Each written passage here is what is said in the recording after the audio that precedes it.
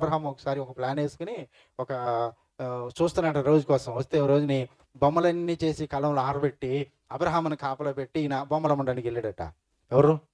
తండ్రి. వెళ్తే ఇప్పుడు ఆలోచన వచ్చింది ఈయనకి. పెద్ద పెద్ద బొమ్మలు ఉన్నాయి, చిన్న బొమ్మలు ఉన్నాయి. అబ్రహాం గారు ఏం చేసేది తెలుసా? ఆ బొమ్మలని ముక్కలు చేసి ఒకే ఒక పెద్ద బొమ్మను అక్కడ పెట్టి దాని ఆ చేతిలో కర్ర పెట్టాడట. ఇది పెద్ద బొమ్మలో కర్ర పెట్టి అలాగే కూర్చున్నాడట. తండ్రి గారు సాయంకాలం వచ్చినాడికి ఏంటి ఇలా ముక్కలు అయిపోయినట్టే, నాకేం తెలీదు.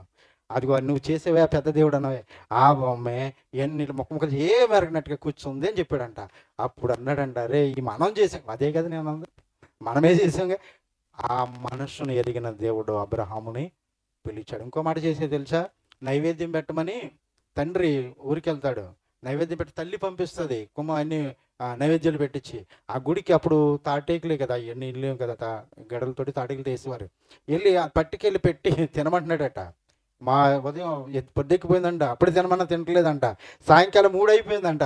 తినవా, మా నాన్నగారు ఎటు తినవా, నువ్వు అసలు నేను పెట్టి తినవని అడుగుతున్నాడు. ఏం మాట్లాడుతుంది, ఏమింటది, ఏమింది కదా.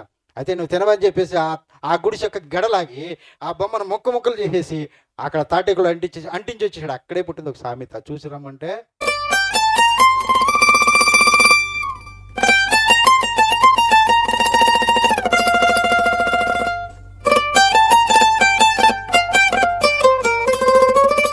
తండ్రి అయిన దేవాది దేవునికి, ఆయన ప్రియకుమారుడు, ఈ లోక రక్షకుడు, మనందరికీ ప్రభు అయిన యేసుక్రీస్తు శ్రేష్టమైన దివ్యమైన నామంలో తండ్రి అయిన దేవునికి కృతజ్ఞతాస్తుతులు చెల్లిస్తూ, నన్ను క్షేమముగా ఈ స్థలానికి తోడుకొచ్చినటువంటి తండ్రి అయిన దేవునికి మరొకసారి కృతజ్ఞతాస్తుతులు చెల్లిస్తూ, ఈ యొక్క మీ మధ్యకు నన్ను ఆహ్వానించినటువంటి ప్రియులు, దైవజనులు, మరి భగవంత అన్నగారికి, వారి కుటుంబానికి, అలాగే సంఘానికి క్రీస్తు ప్రభు నామంలో అందరికీ శుభములు, వందనాలు తెలియజేస్తున్నాను. నా ముందు మాట్లాడినటువంటి దేవుని సేవకులు చక్కని ప్రతి పుస్తకాన్ని ముందు మాట అన్నారు కదండి. ముందు మాట ఏదైనా మనకు ఒక నవలు చదవాలన్నా, లేకపోతే ఏదైనా ఎవరు రాసిన రచనలు మనం చదవాలన్నా ముందు మాటలు ఉంటారు. అలాగే నేను అనుకుంటున్నాను, నా మాటలకు ముందు మాటలు ఆయన చెప్పారని నేను అనుకుంటున్నాను. దేవుని నామానికి మహిమ కలుగునుగా. చక్కని మాటలు చెప్పారు, నిజమే. ప్రతి క్రైస్తవునికి ఉండవలసినటువంటి కొన్ని లక్షణాలు ఉండాలి. దేవుని మందిరానికి మనం వస్తున్నామంటే, దేవుని సన్నిధికి మనం వస్తున్నామంటే ప్రతి వారి చేతిలో గ్రంథం ఉండాలి, ఒక నోట్స్ ఉండాలి, పెన్ను ఉండాలి. అందరూ అలాగే వచ్చారా? మంచిది. అలా వస్తే ఆ చెప్పినప్పుడు మనం కొన్ని రాసుకుంటాం. ఇవన్నీ వెళ్ళిపోతే మర్చిపోతాం. కొన్ని రాసుకుంటూ ఉండాలి. అవి మరలా ఇంటికి వెళ్ళి వెరిఫికేషన్ చేసుకుంటేనే మనకు అర్థమవుతుంది. ఈరోజు మీకు కొన్ని విషయాలు తెలియచేయాలని నేను ఇష్టపడుతున్నాను, ఆశపడుతున్నాను. వాటికి ముందు నేను కూడా ముందు మాటలు కొన్ని ఇన్స్ట్రక్షన్స్ తెలియజేయాలని అనుకుంటున్నాను. ఎప్పుడు కూడా వచ్చామని అంటే కడ వరకు ఉండాలి. వచ్చిన తర్వాత మధ్యలో వెళ్ళిపోతే ఏం జరుగుతుందో కూడా చెప్తాను. చిన్న ఉదాహరణ కూడా మీకు తెలియచేసి నేను ముందుకు వెళ్తాను. పక్షిరాజు ఎంతమందికి తెలుసు? పక్షిరాజు తెలుసు కదా. పక్షిరాజు గురించి గ్రంథంలో రాయబడి ఉంది. కాకుల గురించి కూడా గ్రంథంలో రాయబడ్డాయి. ఈ పక్షిరాజు గూడు చూసిన చాలా, అది మన ఇంట్లో ఉన్న పరుపులు కూడా సరిపోయిన అంత స్మూత్గా ఉంటుంది దాని గూడే. ఆ గూడుని చూసినటువంటి పక్షులన్నీ కూడా ఆ రాజు దగ్గరికి వెళ్ళి, పక్షిరాజు దగ్గరికి వెళ్ళి అడిగినాయట. ఏమనంటే, అయ్యా నీ గూడైతే చాలా బాగుంది, మేము అలా కట్టుకోవడానికి మాకు అంత జ్ఞానం సరిపోవట్లేదు, మాకు కొంచెం ఆ గూడులు ఎలా కట్టాలో నేర్పించు అంటే ఆ పక్షిరాజు చెప్పిందట, మీరందరూ ఒక్కసారి రండి, మరలా చెప్పడానికి నాకు వీలు పడదు అని చెప్పినప్పుడు పక్షులన్నీ వచ్చి అలా ముందు నిలబడితే ఇలాగే నిలబడి పక్షిరాజు మాట్లాడుతూ వాళ్ళకి చెప్పిందంట, ముందు మీరు అందరూ వెళ్ళి ముళ్ళ కంచెలు తీసుకురండి అని చెప్పిందట. ఏందమ్మంది? ముళ్ళ కంచెలు. ఆ ముళ్ళ కంచెలు తీసుకొస్తే ఈ పక్షిరాజు ఆ గూడిని చాలా ముళ్ళను కూడా అందముగా గూడిని అలంకరించిందంట. గాలి వచ్చినా ఎగిరిపోకుండా, ఏమొచ్చినా పడిపోకుండా చక్కగా కడతం చూసిందంట. అన్ని పక్షులు అరే చాలా ఇలా మనం చేయలేకపోతున్నాం అనుకున్న టైంలో అక్కడ అందులో ఉన్న ఒక కాకి అనుకుందా, ఓ ఇంతేగా అని అనికి నిలిపోయిందట. ఏమనుకుంది? వెళ్ళిపోయిందండి. ఇప్పుడు మీరు చూడండి, కాకుగుళ్ళు ముళ్ళు తప్ప ఏముండవు. చెట్టునైనా చూడండి, ఎక్కడ కాకి గుడి పెడితే అక్కడ ఆ చెట్టు కింద ముళ్ళు రాలుతూనే ఉంటాయి, ఏమీ ఉండవు. మిగతా పక్షులు చూడండి ఎంత అందంగా ఉంటాయి గుళ్ళు. అలాగనే మనము కూడా చెప్పేటప్పుడు అది కడ వరకు వింటేనే అటువంటి మంచిగా అలంకరించుకోవచ్చు కదండి. ఉదాహరణకి రెండవది చెప్పి నేను వాక్యంలోకి వెళ్తాను.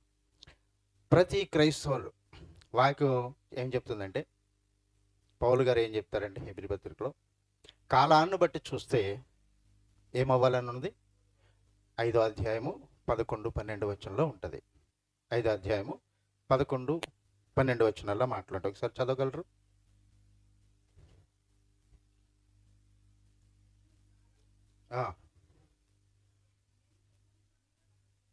ఉన్నవి కానీ అక్కడ మందులు అంటే మందులు కాదండి, మందబుద్ధి గలవారని అర్థం.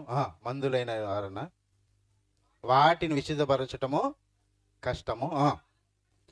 అదండి, కాలాన్ని బట్టి చూస్తే మీరు బోధకులుగా ఉండవలసిన వారై ఉండగా, అంటే దేవుని మాటలను మరలా ఒకరు వచ్చి మీకు చెప్పవలసిన అవసరత ఉందట. ఈ మాట ఎందుకని చెప్పారంటే, మనము క్రైస్తవులుగా మీకు ఎన్ని సంవత్సరాల నుంచి బైబిల్ తెలుసండి? మనందరికీ ఒక 20 సంవత్సరాల నుంచి నేను బైబిల్తో ఉన్నానని అన్న వాళ్ళు ఉన్నారా?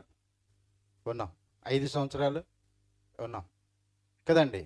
ఇప్పుడు పరిశుద్ధ గ్రంథం మన చేతిలో ఉన్నప్పుడు మనం చదువుకున్న కాలాన్ని చూస్తే వాటిని నేర్చుకుని ఇతరులకి చెప్పేవారుగా మనం ఉండాలా వద్దా? ఉండాలంటే బైబిల్ని చెప్పేటప్పుడు వినాలి, చదవాలి, నేర్చుకోవాలి, బోధించేవానిగా తయారవ్వాలి. ఎలాగనంటే ఉదాహరణ మీకు చెప్తాను. ఒక పిల్లవాడిని స్కూల్లో ఏ వయసులో జాయిన్ చేస్తారు? ఇప్పుడైతే 3ర్డ్లోనే జాయిన్ చేస్తారు. మా కాలంలో అయితే 5వ సంవత్సరం వస్తేనే కానీ బడిలో వేయడానికి లేదు. 5 సంవత్సరాలు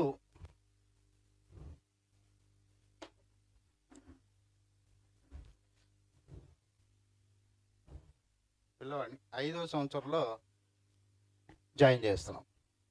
పర్లేదండి, అలా ఉంచారు. 5వ సంవత్సరంలో జాయిన్. 10 సంవత్సరాలు వచ్చినాడికి ఏ క్లాస్కి వస్తాడు? 5th క్లాస్కి వస్తాడు. 15 సంవత్సరాలకు వచ్చేటాడికి 10థ్కి వచ్చేస్తాడు. 10th అయిపోతుంది కూడా.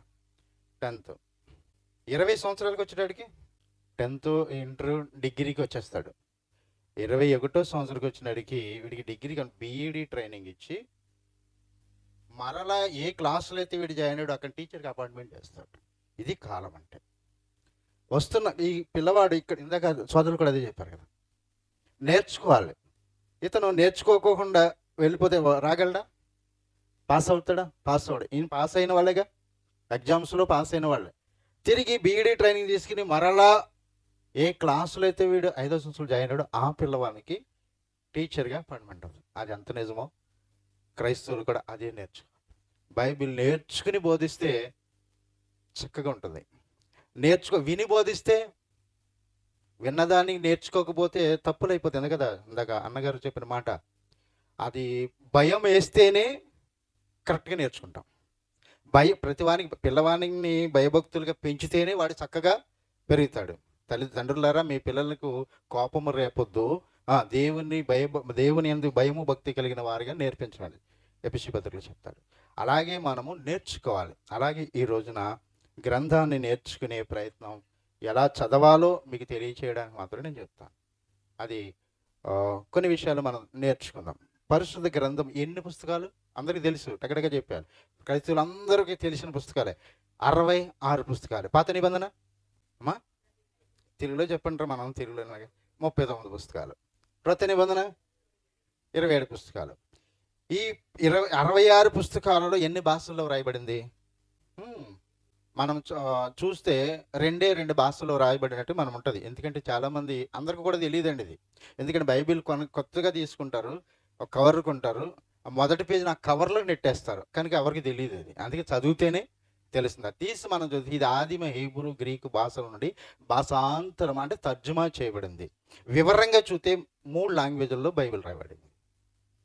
ఒకటి హీబ్రూలో 37 పుస్తకాలు, అరమిక్ భాషలో 2 పుస్తకాలు రాయబడ్డాయి. అది మొదటిది ఎజ్రా గ్రంథము, దానియేలు గ్రంథం. ఈ 2 అరమిక్ అంటే రాజభాషలో రాయబడ్డాయి. అది చెరలో ఉండి వాళ్ళు రాసినారు కాబట్టి. మిగతా 27 పుస్తకాలు కూడా గ్రీకు భాషలోనే రాయబడ్డాయి. దాని నుండి భాష తర్జుమా చేసినప్పుడు చేసి మనకు రాశారు. ఇందులో తర్జుమా చేసినప్పుడు కొన్ని విషయాలు మనకి ఆ భావాలంటే మారిపోయినాయి. ఎందుకంటే ఇవి ఒక బ్రాహ్మణుల ద్వారా రాయటంలో చాలా వరకు వాళ్ళ ఆ ఆ మైండ్లో కొన్ని కొన్ని రాయిస్తారనమాట. కృష్ణపక్షము ఏ చాలా రాశారు. అదేమైనా మనకు తెలుగు తెలుసు కాబట్టి మనకు అర్థం చేసుకొని ముందుకు వెళ్తాం. ఈ గ్రంథాన్ని దేవుడు మనకిచ్చి మన చేతులకు ఇచ్చిన తర్వాత సంపూర్ణం చేసి ఇచ్చాడు కదండి. దీంట్లో ఏమైనా కలపడం కానీ తీయడం కానీ చేయొద్దని ఒక లాంక్ అంటూ చేసి మనకి దేవుని గ్రంథాన్ని ఇచ్చాడు. అందులో ఇందులో తీసేయడం కానీ కలపడానికి కానీ ఎవరికి అవకాశం లేదు. తీసినా కలిపినా ఏం జరుగుతుందో ప్రకటన ముందు అక్కడి నుంచి స్టార్టింగ్లో నుంచి చెప్పుకుంటూ వచ్చేసాడు ఆయన. ఈ ప్రవచన వాక్యంలో నీకు చెప్తున్న ఆజ్ఞలు ఏది కానీ కలపడం కానీ తీయడం కానీ చేయొద్దండి. సామెతల గ్రంథం గట్టుకు వచ్చినాడికి ఏమన్నా తీసి కలిపిన దేవుడు నేను గద్దించును అంటాడు. ప్రకటన గ్రంథం గడుకు వచ్చినాడికి వినేవాడికి బోధించేవాడిని కూడా 2 శిక్షలు విధించేశాడు. 18వ వచనంలో వినేవారికి, 19వ వచనంలో బోధించేవానికి.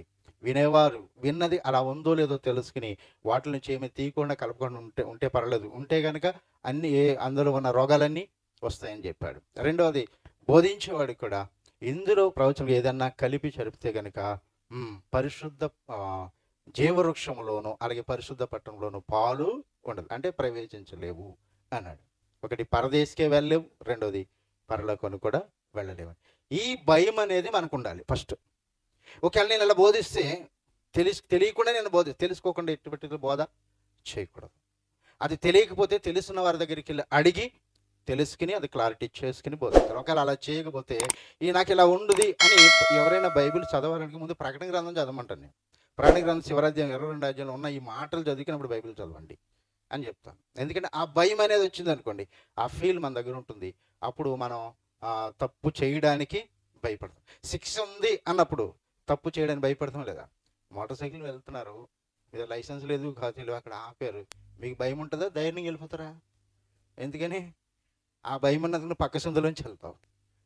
ఆ భయం ఉన్నందుకు ఎన్ని రోజులు తిరుగుతావు? అప్పుడు ఏం చేస్తామంటే వీళ్ళు ఆర్టీ ఆఫీస్కి వెళ్ళి అన్నీ తెచ్చుకుంటాం. అది ఎంత కరెక్టో ఇది కూడా అంతే. మనం భయపడి మన జీవితాన్ని చాలా జాగ్రత్తగా కట్టుకోవాలి. ఉన్నది ఉన్నట్టుగా మనం నేర్చుకోవాలి. ఈ ప్రకారం ఏదైనా ఒక మనకి ఆవేశం కానీ దగ్గరగానే వచ్చింది అనుకోండి, ఒక మెడికల్ షాప్కి ఒక సిరప్ తెచ్చుకుంటాం. ఆ సిరప్ని ఎలా వాడాలో మనకు తెలుసా? తెలియదు. తెలియక కొంచెం ఎక్కువ వాడినా ప్రాబ్లమే, తక్కువ వాడినా అది తగ్గకపోవచ్చేమో, ఏదో లేదంటే రియాక్షన్ ఇవ్వచ్చేమో. ఈ రియాక్షన్ ఇచ్చినా ఎక్కువ వాడి ఏదైనా ప్రాబ్లం వచ్చిందనుకో, ఎవరికి ప్రాబ్లం అంటే తయారు చేసినాడు ప్రాబ్లం. ఎందుకంటే వీడు ఏం చేస్తాడు, పలానా మంది నేను వాడేది లేదని కేర్ చేసాడు అనుకోండి, ఏమైంది? కంపెనీ. అందుకే నా కంపెనీ కూడా ఎంత కేర్ తీసుకున్నాడో తెలుసు. ముందే దాంట్లో ప్రిస్క్రిప్షన్ రాసి ఆ బాక్స్లో పెట్టి మరీ పంపిస్తాడు. అది చదువుకుని మనం వాడుకోవాలి. ఇదెంత నిజమో దేవుడు తన గ్రంథాన్ని మన చేతికిచ్చి ఎలా చదవాలో ఎవరు చెప్పాలి? ఎస్, దేవుడే చెప్పాలి. తన గ్రంథాన్ని మన చేతికిచ్చి మీరు చదువుకుని పో అని చెప్పలేదు ఆయన. ఎలా చదవాలో ముందు మాటలు ఎలాగ బుక్ దాంట్లో ఏమేమి రాయబడియో సామెతల కింద మనం చదువుకున్నాం. ఏమేమి మీకు కలుగుతాయో, ఏమేమి మీకు కోరికలు తీరుతాయో, ఎటువంటి అవసరాలు మీకు తీరుతాయో, ఎటువంటి అపవిత్ర నుంచి మీరు పవిత్రం అవుతారో అవన్నీ తెలియాలంటే జ్ఞానం ఉన్న బుక్ అంతా చదవాలి. సామెతల గ్రంథం అంతా చదివితే ఇక్కడ 7 వచనాలు ఉన్నాయన్నీ కూడా మనకి అర్థమైతే నేర్చుకుంటే. సొలొమోను గారు ఇంత జ్ఞానం కలిగి రాసి చివరికి ఆయన అన్నాడు, ప్రసంగి గ్రంథం రాసేటోడికి ఆయన బ్రతుకులో అనుభవించాడు అవన్నీ. అందులో అంతకే అనుభవంతో రాశాడు. వ్యర్థం సమస్తం సూర్యుని కింద ఉన్నదన్నీ కూడా వ్యర్థమే. ఏది నిజం? పరలోకం ఒకటే నిజం. ఆ నిజమైన పట్టణానికి మనం చేరుకోవాలి. అందుకని దేవుడు ఎలా చదవమన్నాడో విషయం చెప్పి నేను అసలు విషయానికి వెళ్దాం. ఎలా చదవమన్నాడు అలాగే ఈ రోజున గ్రంథాన్ని మనం చదివే విషయాన్ని మనం చేద్దాం. ఏం చెప్పాడు? ముందు గ్రంథం చదివేటప్పుడు ప్రతి ఒక్కరు కూడా తీసుకోవాల్సిన జాగ్రత్త ఏంటంటే, ఒక పుస్తకం మనం చదువుకున్నా, ఆ పుస్తకంలో ఒక అధ్యాయాన్ని మనం చదువుకున్నా, ఆ అధ్యాయంలో ఒక వచనాన్ని మనం చదువుకున్నా, పారాగ్రాఫులుగా ఉంటుంది కూడా, ఆ పారాగ్రాఫ్ మనం చదువుకున్నా, అది కాలాన్ని బట్టి మనం చదవటం అనేది నేర్చుకోవాలి. ఫస్ట్ కాలాన్ని చూడాలని, సందర్భం అనేది చూడాలి. చూసి రెండవది ఎవరు మాట్లాడుతున్నారు అక్కడ మనం గ్రహించాలి. ఎవరు మాట్లాడుతున్నారు. మూడవది ఎవరితో మాట్లాడుతున్నారో గ్రహించాలి. అప్పుడు ఏం మాట్లాడుతున్నారో ఆ కాంటెక్స్ట్ చదివితే మనకి అర్థమవుతుంది. అంటే ఎవరు మాట్లాడుతున్నారో తెలియకుండా, ఎవరితో మాట్లాడుతున్నారో తెలియకుండా మనం చదువుకుంటూ వెళ్ళిపోతామే కనుక అది అర్థం కాకుండా పోతుంది. కనుక కంపల్సరీగా విషయాలు తెలుసుకోవాలి. ఇప్పుడు కాంటెక్స్ట్ చదివినప్పుడు మనకి అంటే దాని సారాంశం చూస్తే సత్యం తెలుస్తుంది. అదే చెప్పాడు కీర్తన గ్రంథము 119వ కీర్తన 160వ చరణం. దేవుడు మొట్టమొదటి చెప్పిన మాటకి అదే మనకి. నీ వాక్య సారాంశము సత్యం. నీ వాక్య సారాంశము అంటే సారాంశం చూస్తే మనకి ఏం దొరుకుతుందండి? సత్యం అంటే నిజం తెలుస్తుంది ఆ సారాంశం మనం చూసినప్పుడు. ఉదాహరణకి ఈ మధ్య చాలా రకాల ఫ్రూట్లు వచ్చేసినాయి. దెయ్యాల పేర్లు కూడా పెడుతున్నారు వాటికి. ఒక కొత్త ఫ్రూట్ మార్కెట్లోకి వచ్చింది అనుకోండి, అది నీ చేతికిచ్చి దీని టేస్ట్ ఏంటో చెప్పమంటే చేతిలో పెట్టుకుని చెప్పగలమా మనం? దాన్ని తిన్న తర్వాత దాని టేస్ట్ ఎలా ఉందో చెప్తాం. అలాగనే సారాంశం చూడకుండా ఇది సత్యమని వాదించకూడదు. మనం సారాంశం చూడాలి. ఈ సారాంశం చూసిన తర్వాత రెండో పని ఏం చేయమన్నాడంటే, తిమోతి పత్రిక 2వ పత్రిక, తిమోతికి అపోస్తలుడైన పౌలు తిమోతికి రాసిన 2వ పత్రిక 2వ అధ్యాయము 15వ వచనం. దేవుని ఎదుట యోగ్యునిగాను సిగ్గుపడనక్కర్లేని పనివానిగాను సత్యవాక్యమును సరిగా, అంటే ఇది సేవకునికి చెప్తున్నటువంటి మాటలు, అంటే తిమోతికి చెప్తున్నటువంటి మాటలు. సత్యవాక్యమును సరిగా ఉపదేశించువానిగాను నిన్ను నీవే దేవుని అక్కడ మీకు ఫుట్ నోట్లో ఉంటుందో మాట చూడండి. సరిగా విభజన, ఇంగ్లీష్లో మంచి బాగుంటుంది, rightly dividing word of truth అని అంటుంది. అంటే రాంగ్గా డివైడ్ చేసుకోవద్దు, రైట్గా డివైడ్ చేసుకో. ఇప్పుడు ఏం చేయాలంటే ఈ సత్యవాక్యాన్ని సరిగా విభజించాలి. ఈ సత్యవాక్యాన్ని అంటే ముక్కలు, ఒక్కొక్క చాలా భావాలు ఉంటాయి, అర్థాలు వస్తాయి. ఏదైనా ఒక వర్డ్ చదువుకున్నారు, 2 అర్థాలు మీకు 2 ముక్కలు అయింది అనుకోండి నీ ఉద్దేశంలో. ఈ 2 ముక్కలను బట్టికి ఇప్పుడు ఎక్కడికి వెళ్ళాలి మీకు అర్థం కావాలా? ఎక్కడికి వెళ్ళాలి? మనం ఏంటంటే మా అయ్య గారు ఉన్నారు, లేకపోతే ఆ సేవకులు ఉన్నారు, లేకపోతే పలానా వ్యక్తి ఎంత ఉన్నారు, వాళ్ళ దగ్గరికి వెళ్ళి కనుక్కుందాం అని అనుకుని అడుగుతాం. వాళ్ళకు కూడా తెలియకపోతే ఏమైంది అంటే మనిషి జ్ఞానం దగ్గరికి వెళ్ళొద్దని దేవుడు చెప్తున్నాడు. మనిషి జ్ఞానం దగ్గరికి వెళ్ళొద్దు. మరేం చేయాలి? కొరింథీయులకు రాసిన మొదటి పత్రిక 2వ అధ్యాయము 13వ వచనం. అది ఈ 2 విషయం మీకు డౌట్ వచ్చిన ఏం చేయాలంటే, మనుష్య జ్ఞానము నేర్పు మాటలతో కాక ఆత్మ సంబంధమైన సంగతులను తిరిగి ఆత్మ సంబంధమైన సంగతులతో మనము సరి చేసుకోవాలంటున్నాడు. ఆత్మ సంబంధమైన సంగతులు అంటే దేవుని మాటలను తిరిగి దేవుని మాటలతోనే సరి చేసుకోవాలి. ఉదాహరణకి మనకి 2 భాగాలు ఉన్నాయి, పాత నిబంధన, క్రొత్త నిబంధన. ఈ 2 నిబంధనలో 2 గ్రంథాలు మనకున్నాయి, 2 చట్టాలు మనకున్నాయి. వీటిలో పాత నిబంధన అంతా కూడా ఛాయారూపం, అదంతా కూడా దేవుని మాటలే. రెండోది క్రొత్త నిబంధన అంతా కూడా రుజువుతో కూడింది, ఇది కూడా దేవుని మాటలే. పాత నిబంధనలో మనకు అర్థం కానిది ఆ మాటను సరిపోల్చుకొని ఎక్కడికి వెళ్ళి చూసుకోవాలంటే క్రొత్త నిబంధనకు వచ్చి సరి చేసుకోవాలి. ఇక్కడ క్లారిటీ వచ్చేస్తుంది మనకి. ఉదాహరణకి 2 ఉదాహరణలు ఇచ్చి ఆ పద్ధతిలో మనం ఇప్పుడు బైబిల్ చదువుకుంటూ వెళ్దాం. ఏం చేయమన్నాడు? ఆత్మ సంబంధమైన సంగతులను తిరిగి ఆత్మ సంబంధమైన సంగతులతో సరిపోల్చుకో. అంటే ఒక మనిషి జ్ఞానం దగ్గరికి, ఇవాళ నా దగ్గరికి అయినా సరే, ఎవరైనా దగ్గరికి అయినా సరే, నువ్వు బైబిల్ చదవడం అలా మనం ఇప్పుడు నేర్చుకుంటూ వస్తాం కదా, ఎలా అయితే నేర్చుకుంటామో ఆ పద్ధతిలో మనం నేర్చుకుని ఇలా చదివితే కనుక తప్పనిసరిగా 100% బైబిల్ అర్థమైంది. 100% బైబిల్ మనకి అర్థమైంది, అందరూ తెలుసుకోవచ్చు. ఈ ఈ ఈ పద్ధతి అనమాట. ఇప్పుడు 2 ఉదాహరణలు మీకు జ్ఞాపకం చేస్తాను. అబ్రహాం గారు ఉన్నారు కదా, అబ్రహాం గారికి దేవుడు అనేక వాగ్దానాలు ఇచ్చాడు. అవన్నీ కూడా నెరవేరినాయి కూడా, మనకు తెలుసు బాగా. దాంట్లో 2 వాగ్దానాలు మీకు జ్ఞాపకం చేస్తాను. మీరు చదవవసరం లేదు, నేను జ్ఞాపకం చేస్తాను. ఆదికాండము 15వ అధ్యాయం 5వ వచనంలో ఒక వాగ్దానం ఇచ్చాడు. ఆదికాండం 22వ అధ్యాయం 18వ వచనంలో ఒక వాగ్దానం ఇచ్చాడు. ఈ 2 వాగ్దానాలు, 15వ అధ్యాయం ఇచ్చిన వాగ్దానం అంటే అబ్రహామును వెలుపలికి తీసుకొచ్చి ఆకాశం వైపు చూపించి నక్షత్రాలను లెక్క పెట్టుకో నీ సంతానము అలా చేస్తుంటే, అక్కడ నీ సంతానం అన్నాడు. చాలా జ్ఞాపకం పెట్టాడు, నీ సంతానము అన్నాడు. నీ సంతానములు అనలేదు, గుర్తుపెట్టుకోండి, నీ సంతానం అన్నాడు. రెండవది 22వ అధ్యాయంలో ఆ కాంటెస్ట్ మనం చదువుకుంటే ఇషాకును దేవుడు అడిగితే తీసుకొచ్చి బలి ఇవ్వడానికి మోరే పర్వతం మీద బలి ఇస్తున్న సమయంలో కత్తి పైకెత్తుగా దేవుడు అక్కడ ఆపించి మరి ఒక వాగ్దానం, నా మాటను నువ్వు నెరవేరుస్తున్నా కనుక నేను నీకు ఒక వాగ్దానం చేస్తున్నాను, నీ సంతానము వలన. ఇప్పుడు ఆ కంటెస్ట్ చదవండి, 22:18, ఆదికాండం 22:18. నీ సంతానము వలన భూలోక జనాలని అన్నాడు. ఇక్కడ అబ్రహాం సంతానం విస్తరింపజేస్తానన్నాడు.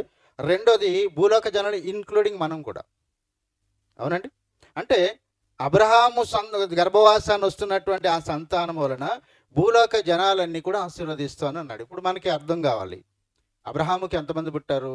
మొట్టమొదటిగా తన భార్యకి పిల్లలు లేకపోతే హాగరుకు కుమారుడు పుట్టాడు, అతని పేరు ఇస్మాయిలు. రెండవది తన భార్యకు సొంత కుమారుడు ఇషాకు. అబ్రహాముకి శారమ్మ గారు చనిపోయిన తర్వాత మరలా వివాహం చేసుకున్నాడు, ఆమె పేరు కెతుర. ఆరుగురు కుమారులు పుట్టారు. వీరిలో ఎక్కడైనా చూడండి, నీ అన్నాడు కానీ నీ సంతానములు అనలేదు. అక్కడ ఒక్కరి గురించి చెప్పాడు. ఎవరి గురించి అని మనం ఆలోచన చేయాలి. ఇప్పుడు ఎవరినని మనం ఫైండ్ అవుట్ చేసుకోవాలంటే ఈ పాత నిబంధనలు ఎక్కడ కూడా ఆ విషయాలు మనకు దొరకవు. ఇప్పుడు పాత నిబంధన అంతా ఛాయారూపం అనుకున్నాం కదా. ఛాయ అంటే నీడ లాంటిది. నీడ ఒక వ్యక్తి అక్కడ నిలబడి ఉన్నాడు, మనకి నీడ కనిపిస్తుంది. ఆ వ్యక్తి ఎవరు, ఆ నీడను చూసి మనము ఐడెంటిఫికేషన్ చేయలేం. అదంత నిజమో ఇది అంతే. ఇది నీడ లాంటి రోజులు. ఇప్పుడు రుజువు లాంటి రోజులు మనకి వెళ్తే ఈ సంతానం ఎవరో మనకి క్లారిటీగా చెప్పేస్తాడు. గలతీ పత్రిక 3:16. చూడండి, మనం చదువుకున్న ఆ యొక్క వాగ్దానాలే చెప్పి ఇక్కడ క్లియర్గా చెప్తాడు. అబ్రహామునకును తిరిగి అతని సంతానములకు కూడా వాగ్దానాలు చేశాడట. చేయబడేను.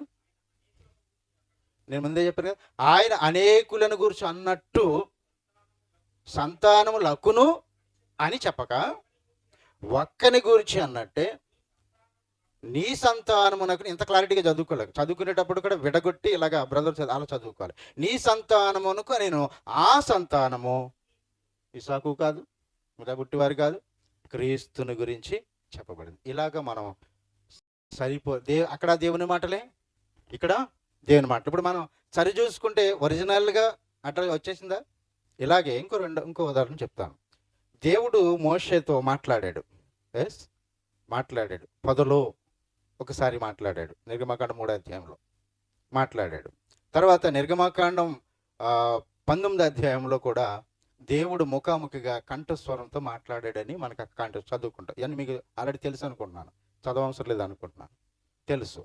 వచ్చారు. ఇప్పుడు దేవుడు స్వయంగా వచ్చి మోషేతో మాట్లాడినట్టుగానే అక్కడ ఉంది. దీంట్లో ఏమాత్రం కూడా డౌటు లేదు. ఇప్పుడు మనం ఏం ఆలోచించేది అదంతా ఛాయారూపం అనుకున్నాం. అక్కడ ఎవరు మాట్లాడారు అంటే దేవుడే నిజంగా వచ్చి మాట్లాడితే మోషే బ్రతికుండేవాడా? ఎందుకంటే ఆయన స్వరం వింటేనే అరణ్యం సేకైపోతుంది అన్నాడు. ఆయన స్వరం వింటేనే దేవదారు వృక్షాలే ఇరిగిపోతాయి అన్నాడు. దేవదారు వృక్షాలు అంటే మనం 10 మంది సందులు వేసుకున్నంతలా ఉంటాయి చెట్లు. అవి దేవుని స్వరంకి ఇరిగిపోతాయి అంట. ఒకసారి చూస్తారా, కీర్తన 28వ కీర్తన 4వ చరణము, అలాగే 8వ చరణం. యెహోవా స్వరం బలమైనది, యెహోవా స్వరము ప్రభావం గలది, యెహోవా స్వరము దేవదారు వృక్షములు విరుచును. 8వ వచనం చదవండి మళ్ళీ. యెహోవా స్వరము అరణ్యమనే కదిలించును. సరిపోతుందండి. యెహోవా స్వరం దేవదారు వృక్షాలు విరిగిపోతాయి అంటే మోషే అంతటి వాడండి, మనలాంటి వాడే కదా. కానీ ఇంతకు అక్కడ ఎవరు మాట్లాడారు అనేది ఇప్పుడు మనం కూడా ఆత్మ సంబంధమైన సంగతులు ఆత్మ సంబంధం సరిపోల్చుకుంటే క్రొత్త నిబంధనలో మనకి జవాబు అంటే దొరుకుతుంది. అపోస్తుల కార్యములు 7వ అధ్యాయం. అపోస్తుల కార్యములు 7వ అధ్యాయము 30వ వచనం. 40 ఏండ్లైన పిమ్మట సీనాయి పర్వతారణ్యమందు ఒక పొదలోని అగ్ని జ్వాలలో ఒక దేవదూత కనబడేను. ఎవరు కనబడ్డారట? అక్కడ కూడా ఉంటుందండి దేవదూతను, రెండో పట్టు కూడా ఉంటుంది. ఇంకొకటి చూడండి, అలా 35వ వచనం చదవండి. అధికారిని గాను తీర్పరిని గాను నిన్ను నియమించిన వాడెవడని వారు నిరాకరించిన ఈ మోషేను అతనికి పొదలో కనబడిన దేవదూత ద్వారా దేవుడు అధికారిని గాను తీర్పరి గాను నియమించాడు. పొదలో ఎంతకి కనబడింది ఎవరు? దేవుడు ఎప్పుడు కూడా పరలోకములో ఉన్నటువంటి దేవుడు భూమి మీదకి ఏనాడు రాలేదు. ఆయన ఎవరితో కూడా మాట్లాడలేదు. ఆయన ఆయన ఆయన అంతా వర్క్ ఎలా ఉందంటే తన దూతలను పంపించి తన పక్షాన దేవదూతలు మాట్లాడేవారు. దేవదూతలు మాట్లాడారంటే ఇక్కడికి మనం తెలుసుకోవాల్సింది ఏంటంటే నేను వచ్చాను, దేవుడు నన్ను పంపించాడు, నేను దేవదూతని అని చెప్పకూడదు. దేవుడే మాట్లాడితే ఎలా ఉంటుందో దేవుడు మాట్లాడినట్టుగానే మాట్లాడాలి. ఈవెన్ యేసుక్రీస్తు ప్రభువారు వచ్చినా కూడా ఆయన ఎప్పుడు కూడా తన సొంత మాటలు నేను మాట్లాడలేదు, నన్ను దేవుడు ఏదైతే చెప్పి పంపించాడో అదే నేను మీతో చెప్తున్నాను. ఈ దేవుని మాటలు, ఆయన మాట వింటే నిత్యజీవము కనుక నాకు నేను అందుకే నేను ఆయన మాటలు మాత్రమే చెప్తున్నానని యోహాను సువార్త 12:49-50 మాటలు రాస్తారు. చదవంచలేదు 49:50 ఈ మాటలు అంటే దేవదూతలు వచ్చినా, యేసుక్రీస్తు ప్రభువారు వచ్చినా, చివరికి పరిశుద్ధాత్ముడు మన మధ్యన ఉన్న పరిశుద్ధాత్ముడు కూడా క్రీస్తు వాటిలోనే తీసుకుని ఆయన 12 మంది శిష్యులను ఏర్పాటు చేసుకుని ఈ యొక్క గ్రంథాన్ని వ్రాయటం జరిగింది. కనుక అక్కడ దేవదూత మాట్లాడు. ఇప్పుడు పోతే ఇక్కడ సీనాయి పర్వతం మీద ఎవరు మాట్లాడు? అదే అధ్యాయంలో 38వ వచనం. సీనాయి పర్వతం మీద తనతో మాట్లాడిన దేవదూతతోనూ మన పితరులతోనూ అరణ్యములోని సంగమందు ఉండి మనకిచ్చుటకు జీవవాక్యం తీసుకునే వాడు ఇతడే. ఎవరి ద్వారా? దేవదూత ద్వారా. మోషే ఎవరి ద్వారా తీసుకున్నాడు ఇప్పుడు? ఎస్, అక్కడేమనుంది? దేవుడే తన కంఠస్వరంతో మాట్లాడినట్టు. ఇప్పుడు మనము ఇలాగా దేవుని మాటలతో పోల్చుకుంటే ఇవే కాదు, అన్నీ కూడా అర్థమవుతాయి. ఈ పద్ధతిలో మనం ఇప్పుడు దేవుడు ఎలా అయితే చదవమన్నాడో ఇది సారాంశం చూడాలి, డివైడ్ చేసుకోవాలి, దాన్ని దేవుని మాటలతో పోల్చుకోవాలి. ఈ పద్ధతిలో మనం ఈరోజు ఒక అధ్యాయాన్ని తీసుకుందాం. ఒక అధ్యాయాన్ని చదివినప్పుడు ఈ పద్ధతిలో మనం చదువుకుని సారాంశం చూద్దాం, డివైడ్ చేసుకుందాం. దేవుని మాటలతో సరిపడుతుంది. నేను ఏం తీసుకుంటానంటే ఇంకో దేవుని చిత్తం అయితే ఒక సంఘటన కూడా తీసుకుందాం. 2 అంశాలు మనం తీసుకుందాం. సమయం లేకపోతే ఒక దానితో నేను సరిపెడతాను. ఆదికాండం 3వ అధ్యాయం తీసుకుందాం. ఆదికాండము 3వ అధ్యాయం. ఇది ఈ 3వ అధ్యాయంగా అర్థమైతే బైబిల్ మొత్తం మనకు అర్థమవుతుంది. ఈ గుండెకాయ లాంటిది అనమాట ఈ 3వ అధ్యాయం. గ్రంథం అంతా కూడా దీంట్లోనే ఇముడి ఉంటుంది. ఈ అధ్యాయం అందుకే నేను ఈ అధ్యాయాన్ని ఎన్నుకున్నాను. ఏ అధ్యాయమైనా తీసుకున్నానని చెప్తాను, కానీ ఈ అధ్యాయం చాలా విలువైంది. దాని గురించి ఈ అధ్యాయాన్ని నేను తీసుకుంటున్నాను. ఈ అధ్యాయాన్ని మనం ఇప్పుడు ఎలా చదువుకోవాలి? సారాంశం చూడాలి ముందు. ఓకేనా? ఒకసారి చూద్దాం. అంటే ఒక్కసారి అన్ని మనకి ఆల్రెడీ చాలాసార్లు మీరు చదువుంటారు కనుక వచ్చిన వెంబడి వెళ్ళిపోతే బెటర్ అనుకుంటున్నాను నేను. ఒకసారి చదువుకునేది లేట్ అయిపోతుంది. ఆల్రెడీ చాలాసార్లు చదివాం కదా మనం. ఆదికాండం 3వ అధ్యాయంకి చదవని వాళ్ళు ఎవరు ఉన్నారా? చదవని వాళ్ళు ఉంటే ఇప్పుడు చదువుదాం. చదివేస్తుంటే కాక వెళ్ళిపోదాం. ఓకేనా? రైట్. ఆదికాండం 3వ అధ్యాయం 1వ వచనం. దేవుడైన యెహోవా చేసిన సమస్త భూజంతువులలో సర్పము యుక్తిగలదై ఉండెను. ఎవరట? సర్పం. అంటే సర్పం ఎవరు? ఒక జంతువు. అంటే ఈ ఆదికాండం 3వ అధ్యాయంకి ఈ అధ్యాయం మనకు అర్థం కావాలంటే మొదట చరిత్ర కూడా మనం చూడాలి. మొదటి అధ్యాయం అంతా కూడా సృష్టి జరిగింది. 2వ అధ్యాయం మానవ నిర్మాణం జరిగింది. ఇప్పుడు 3వ అధ్యాయంలో మనం ఉన్నాం. అంతకుముందు చరిత్ర ఏమీ లేదు కదండి. ఈ ముందు చరిత్ర ఎవరెవరు ఉన్నారు? ఏదెను తోటలో ఉన్నది ఆదాము, హవ్వలు. మధ్యలో ఈ జంతువులన్నీ ఉన్నాయి. కానీ ఇక్కడికి ఒక జంతువు వచ్చింది. ఆ జంతువు పేరే సర్పము అన్నాడు. ఆ సర్పము జంతువు అనగా ఆ సర్పానికి ఏముంటాయంటే కాళ్ళు ఉంటాయి. జంతువుకి కాళ్ళు ఉంటాయి. నడుచుకుంటూ వెళ్ళింది అది. సర్పం వెళ్ళింది. ఓకే. యుక్తిగలది ఉండెను. అది ఆ స్త్రీతో ఇది నిజమా అని మాట్లాడింది. అక్కడ ఆగాలి. ఆ స్త్రీతో ఇది నిజమా అన్నది. ఏది నిజం? సర్పానికి ఏం తెలుసు? సర్పానికి ఏం తెలియదు కదా. ఏం తెలుసు అని ఇది నిజమా అందంటే, ఉదాహరణకి భార్య భర్తలు ఇద్దరు ఉన్నప్పుడు భర్త లేకుండా భార్య ఉండగా ఎవరైనా ఇంటికి వెళతారా? వెళ్ళవచ్చా? న్యాయమా? వెళ్ళకూడదు. అలాగే ముందు డైరెక్ట్ ఇక్కడ ఆదాం గారి దగ్గరికి వచ్చినట్టుగా ఇక్కడ మనకేం కనబడలా. ఎక్కడుంది? అవ్వ దగ్గర, స్త్రీ దగ్గరికి మాత్రం ఇంకా అవ్వని పేరు పెట్టలేదండి. 22 తర్వాత పెడతాడు. స్త్రీ దగ్గరికి వచ్చినట్టుగానే డైరెక్ట్గా మనకు కనపడుతుంది. దీని గురించి మనకేమర్థమైందంటే ఆదాము దగ్గరికి వెళ్ళలేదు, స్త్రీ దగ్గరికి వెళ్ళి స్త్రీని మోసపోతే స్త్రీ వెళ్ళి ఆదాము చెప్పుకు మోసపోయాడు అని అనుకుంటున్నాం. అంతేనా? వాస్తవానికి ఆదాము దగ్గరికి వెళ్ళి ఆదామును చోదిస్తే ఆదాము పడిపోలేదు, కానీ తిరిగి అవ్వమ్మ గారే ఈ మాటలు పడిపోయారు విషయాన్ని మనం గమనించాలి. ఆ విషయాన్ని మనం ఎక్కడ తెలుసుకోవాలి? మళ్ళీ రుజువు ఎక్కడికి వెళ్ళి? వాస్తవానికి వెళ్ళాలి. వాస్తవం ఏది? క్రొత్తని బంధన. చూద్దాం. తిమోతి పత్రిక తీసుకుందాం ఒకసారి. 2వ అధ్యాయం 13, 14 వచనాలు చదువు. ఆర్డర్ చెప్తున్నాడు చూడండి. మొదట ఆదామును, తరువాత అవ్వయు ఒక ఆర్డర్లో చెప్తున్నాడు చూడండి.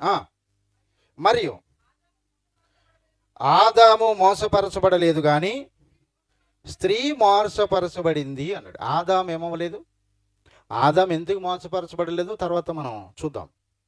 స్త్రీ ఏమైపోయింది? మోసపరచబడి అపరాధంలో పడింది. అంటే ఆదాము దగ్గరికి వెళ్ళి ఆదాముని శోధిస్తే, ఆదాముని కొద్ది మాట్లాడితే ఆదామే ఈ విషయాలన్నీ ఈ సర్పానికి తెలియజేశాడు. అప్పుడు వచ్చి అంటుంది, ఇప్పుడు తీయండి మొదటి అధ్యాయం మొదటి వచనం. ఇది నిజమా అని అడిగింది వెళ్ళి, అంతే. ఎవరు? సర్పం. ఎందుకీ జంతువు మాట్లాడడం ఏంటి? జంతువు మాట్లాడుతుందా? మాట్లాడే అవకాశం ఎవరికి ఇచ్చాడు దేవుడు? మనుషులు, నరులైనా మనకి కదండి, మనుషులుగా మనకి ఇచ్చాడు. జంతువులు మాట్లాడే అవకాశం లేదు. అయినా మాట్లాడుతుందంటే ఎందుకు మాట్లాడుతుందో చివరిలో చూద్దాం. తీర్పు జడ్జిమెంట్కి వెళ్ళినప్పుడు మనం చూద్దాం ఎందుకు మాట్లాడిందో. రైట్. ఇప్పుడు అవ్వ దగ్గరికి వెళ్ళి ఇది నిజమా అని మాట్లాడింది. అంటే మొట్టమొదటిగా ఆదామును శోధించడం జరిగింది. ఆదాము వినలేదు కనుక, ఎవరైనా అంతే కదండి, ముందు ఆయన చెప్తారు ఇది చేస్తే బాగుంటుంది, ఇది చేస్తే బాగుంటుంది అంటే ఆయన ఒప్పుకోవడానికి అనుకోలేదండి.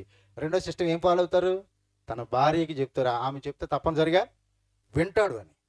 ఇదే ఫాలో అయింది అది కూడా. అంటే ఆ జంతువులన్నింటిలో యుక్తి గలదని చెప్పాడు చూడండి. జంతువులన్నింటిలో కూడా యుక్తి గలదు. అంటే ఆ యుక్తి గల దానిని ఎన్నుకోవడం జరిగింది. అక్కడ ఎవరు ఎన్నుకున్నారో తర్వాత చూద్దాం. వెళ్ళి ఆ మాట్లాడినప్పుడు అక్కడ జరిగింది ఏంటంటే, ఎప్పుడైతే ఇది అడిగిందో ఏమన్నా మళ్ళీ ఆ మాట అన్నాడు చూడండి. ఇంకో మాట చెప్పాడు సర్పం. ఇంకో మాట ఉంది, చదవండి ఒకసారి. దేని ఫలములైనా మీరు తినకూడదని దేవుడు చెప్పానా? చూసారా? ఎవరు తెలుసు, ఎవరు చెప్పారు అనుకున్నాం. అప్పుడు మనం ఆదాము గారు తెలియజేస్తేనే తెలిసింది. దేని ఫలం తినకూడదని మీతో చెప్పానంటే వెంటనే స్త్రీ వాస్తవానికి ఒక సామెత, స్త్రీల నోట్లో ఏది ఆగదని. అంటే ఇంట్లో గుట్టంతా చెప్పేసిందండి. మామూలుగా కాదు, ఇంట్లో గుట్టంతా చెప్పేసింది. ఒక్కడ కూడా దాయిలా. అవును అవును, ఈ తోట చెట్ల చుట్టూ ఉన్న చెట్లన్నీ కూడా ఏవి కూడా మేము తినవచ్చు, కానీ తోట చెట్ల మధ్యలో ఉన్న పండుని మీరు తినకూడదు, వాటిని ముట్టకూడదు అని చెప్పింది. ఎందుకు తినాన్ని ఏం చెప్తారని చెప్పింది? మీరు చచ్చెదరు అన్నాడు. ఇది చావడం అంటే ఇక్కడ ఈ సర్పమే దాని ఆన్సర్ చెప్తుంది, మనం విందాం. మీరు చచ్చిపోతారు అని చెప్పాడు కానీ మేము ముట్టుకోకూడదంటే, ఇప్పుడు వాడు చక్కని మాటలు చెప్తాడండి. ఏదైనా చూడండి, ఎవరన్నా ఒకరు పాడు చేయాలనుకోండి, మనసులో మనకుంది, వాళ్ళతో స్నేహంగానే ఉంటున్నాం, ఆయన పాడు చేయాలి, ఆయన తప్పు మార్గంలో పట్టించాలి అనుకున్నప్పుడు అతనితో ఏకీభవించుంటాం. కొన్ని మాటలు, మంచి మాటలే చెప్తూ ఉంటారు మనకి. మనం కూడా మోసపోతూ ఉంటాం. మనతో ఉంటారు చుట్టూ చాలామంది, అనుభవించాం మేము కూడా. మాతోటే ఉండి మాతోటే మంచి మాట సలహాలు ఇచ్చి మమ్మల్ని పడగొట్టి పోయిన వాళ్ళు కూడా ఉన్నారు. అన్నగారికి బాగా అనుభవం అది కదా. ఇలాగ ఈ సర్పం ఇక్కడి నుంచే నేర్చుకున్నారు. వాళ్ళు వచ్చి కొన్ని మంచి మాటలు చెప్తారండి, నమ్మేస్తాం. దాంట్లో కూడా కొన్ని చెడ్డీ కలిపి చెప్పినప్పుడు ఇన్ని మంచి చెప్పాడు కదా, ఇది కూడా ఓకే అని మనం ఫాలో అయిపోతాం. అదే జరిగింది ఇక్కడ. కొన్ని మంచి చెప్పింది, కొన్ని నిజాలు చెప్పింది, కొన్ని అబద్ధాలు కూడా యాడ్ చేసింది. అక్కడే అవ్వమ్మ గారి స్త్రీ మోసపరచబడుతుంది. ఏమేం చెప్పింది కూడా చదువుదాం. అందుకు సర్పము, ఓ భలే ఉందండి, చావనే చావరు. నిజమేనా? పండు తింటే చేస్తారు వాళ్ళు? చావరు కదండి. అక్కడ మీరు చదువుకోండి, 2వ అధ్యాయం 17-18 అక్కడ ఉంటుంది. ఇంగ్లీష్లో సపరేషన్ అని ఉంటుందండి. నా నుండి మీరు విడిపోతారు. భౌతికంగా ఉంటారు కానీ ఆత్మీయంగా ఏమైపోతారు? మీరు అపరాధముల చేతను పాపముల చేతను చచ్చిన వారు అంటుంది వాక్యం. తిరిగి క్రీస్తు వస్తేనే కానీ మీరు బ్రతకరు. అది కూడా వాక్యం. ఇప్పుడు అదే మనం ఈరోజు మనం తెలుసుకునేది. కానీ మీరు చావనే, ఎంత చెప్పించండి, మీరు చావనే చావరు. నిజమే కదా, మీరు బతికే ఉంటారు. ఎందుకు చేస్తారు? రెండోది, తినమనా. ఒకటి, కన్నులు తెరవబడతాయి. కన్నులు మంచి చెడ్డలను తెలుసుకుంటారు. ఇది కూడా కరెక్టే. ఎలా ఉంటారట? దేవతల వల్ల అయిపోతారట. ఇది అబద్ధం. అలా అవ్వరు. చూసారా? 2 ఏం చెప్పింది? కన్నులు తెరవబడ్డాయి. అప్పుడు వరకు ఏ శరీరంలో ఉన్నారు వాళ్ళు? మహిమా శరీరంలో ఉన్నారు. ఈ పండు అయితే ఎప్పుడైతే తిన్నారో ఏమొచ్చేసింది? మట్టి దేహం అనేది బయటకు వచ్చేసింది. కన్నులు తెరబడ్డాయి, ఈ మట్టి దేహాన్ని చూసుకున్నారు. రెండోది, మంచి చెడు, కామన్ సెన్స్ అనేది వచ్చేసింది. ఇప్పుడు ఆ పండు తినట ద్వారా వచ్చిన జ్ఞానమే, ఆ జ్ఞానంతో ఇప్పుడు మనం చాలా జాగ్రత్తగా బ్రతకాలి. అదే ఎబ్రీ పత్రికలో కూడా అదే చెప్తాడు. ఎబ్రీ పత్రిక 5:14 అంటాడు, వయసు వచ్చిన వారు అభ్యాసము చేత మేలు కీడులను వేచించే జ్ఞానేంద్రియములు కలవారని ఉంటాడు. గలవారు. ఏం చెప్పింది? కొన్ని నిజాలు చెప్పింది, కొన్ని అబద్ధాలు చెప్పింది. ఈ అంతా కూడా ఎందుకు చెప్పింది అని అంటే, అక్కడ కింద రాయబడి ఉంటుంది, చదవండి. కన్నులకు 6వ వచనం చదవండి. 6వ వచనం చదవండి. కన్నులకు అందమైనది, వివేకమిచ్చు రమ్యమైనది. 6వ వచనం మళ్ళీ చదవండి. కన్నులకు స్త్రీ ఆ వృక్షమును, అది ఆహారమునకు మంచిదియు, కన్నులకు అందమైనదియు, వివేకమిచ్చు రమ్యం. ఎలా చూపించింది తెలుసా? ఆవిడికి కన్నులకి ఎలా కనబడది? అందమైనదిగా, ఆహారముకు మంచిదిగా, వివేకమిచ్చు రమ్యమైనదిగా చూపించాడు. ఇది ఒక ఫార్ములా అండి. ఇది ఒక ఫార్ములా. ఏదైనా మనం ఈ లోకములో దేవుని చేత అంతా సృష్టించబడింది, ఒకే ఒకటి సృష్టించబడలేదు, అదే వీడు వాడాడు. యోహాను మొదటి పత్రిక 2:15. యోహాను మొదటి పత్రిక 2:15. ఈ లోకములో ఉన్నదంతయు శరీరాశ, నేత్రాశ, జీవపు డంబం. చూడండి, ఇప్పుడు అక్కడ ఆదికాండంకి వెళ్ళి ఇప్పుడు చదవండి. ఆహారంనకు ఏ ఆశ? ఇది శరీరాశ. ఆహారంనకు ఇది నేత్రాశ, కన్నులకు అందమైనదిగా. జీవపు డంబం అంటే ఏంటి? ఇది మనకు తెలుసు. శరీరాశ, ఏం తిందుమా, ఏం త్రాగుమో, ఏం ధరించాలి, శరీరానికి కోరికలు ఇవి. నేత్రాశ, కన్నులతో చూసింది తప్పనిసరిగా మనకు కావాలి. ఈ ఆశ అనేది ప్రతి ఒక్కరికి వచ్చేస్తుంది. ఇది ఇక్కడి నుంచే స్టార్ట్ అయిందండి. ఇది చూడండి, జీవపు డంబం అన్నాడు. జీవపు డంబం అంటే అర్థం ఏంటి? ఇప్పుడు నేను ఇక్కడికి వచ్చాను, నా గురించి మీకు ఎవరికి తెలియదు, ఇవన్నీ అన్నకు కూడా తెలియదు, పూర్తిగా నా సాక్ష్యం కూడా తెలియదు అన్నకి. మేము ఊరికే అలా మీటింగ్ కలుసుకున్న తప్ప అంత ఫోన్ కాల్స్ కూడా ఇంతవరకు మాట్లాడి దేవుడు ఇప్పుడే కలిపినాడు మమ్మల్ని. నా గురించి పూర్తిగా తెలియదు. ఇప్పుడు నేను నా దగ్గర మాకు కారు ఉంది, డూప్లెక్స్ బిల్డింగ్ ఉంది అని నేను చెప్పాను అనుకోండి, మీరు నమ్ముతారా నమ్మరా? కారు ఉంది వాస్తవం, రేక్ షెడ్ నాది. ఇప్పుడు లేని దాన్ని ఉన్నట్టుగా చూపించుకోవడమే జీవడమ్మం.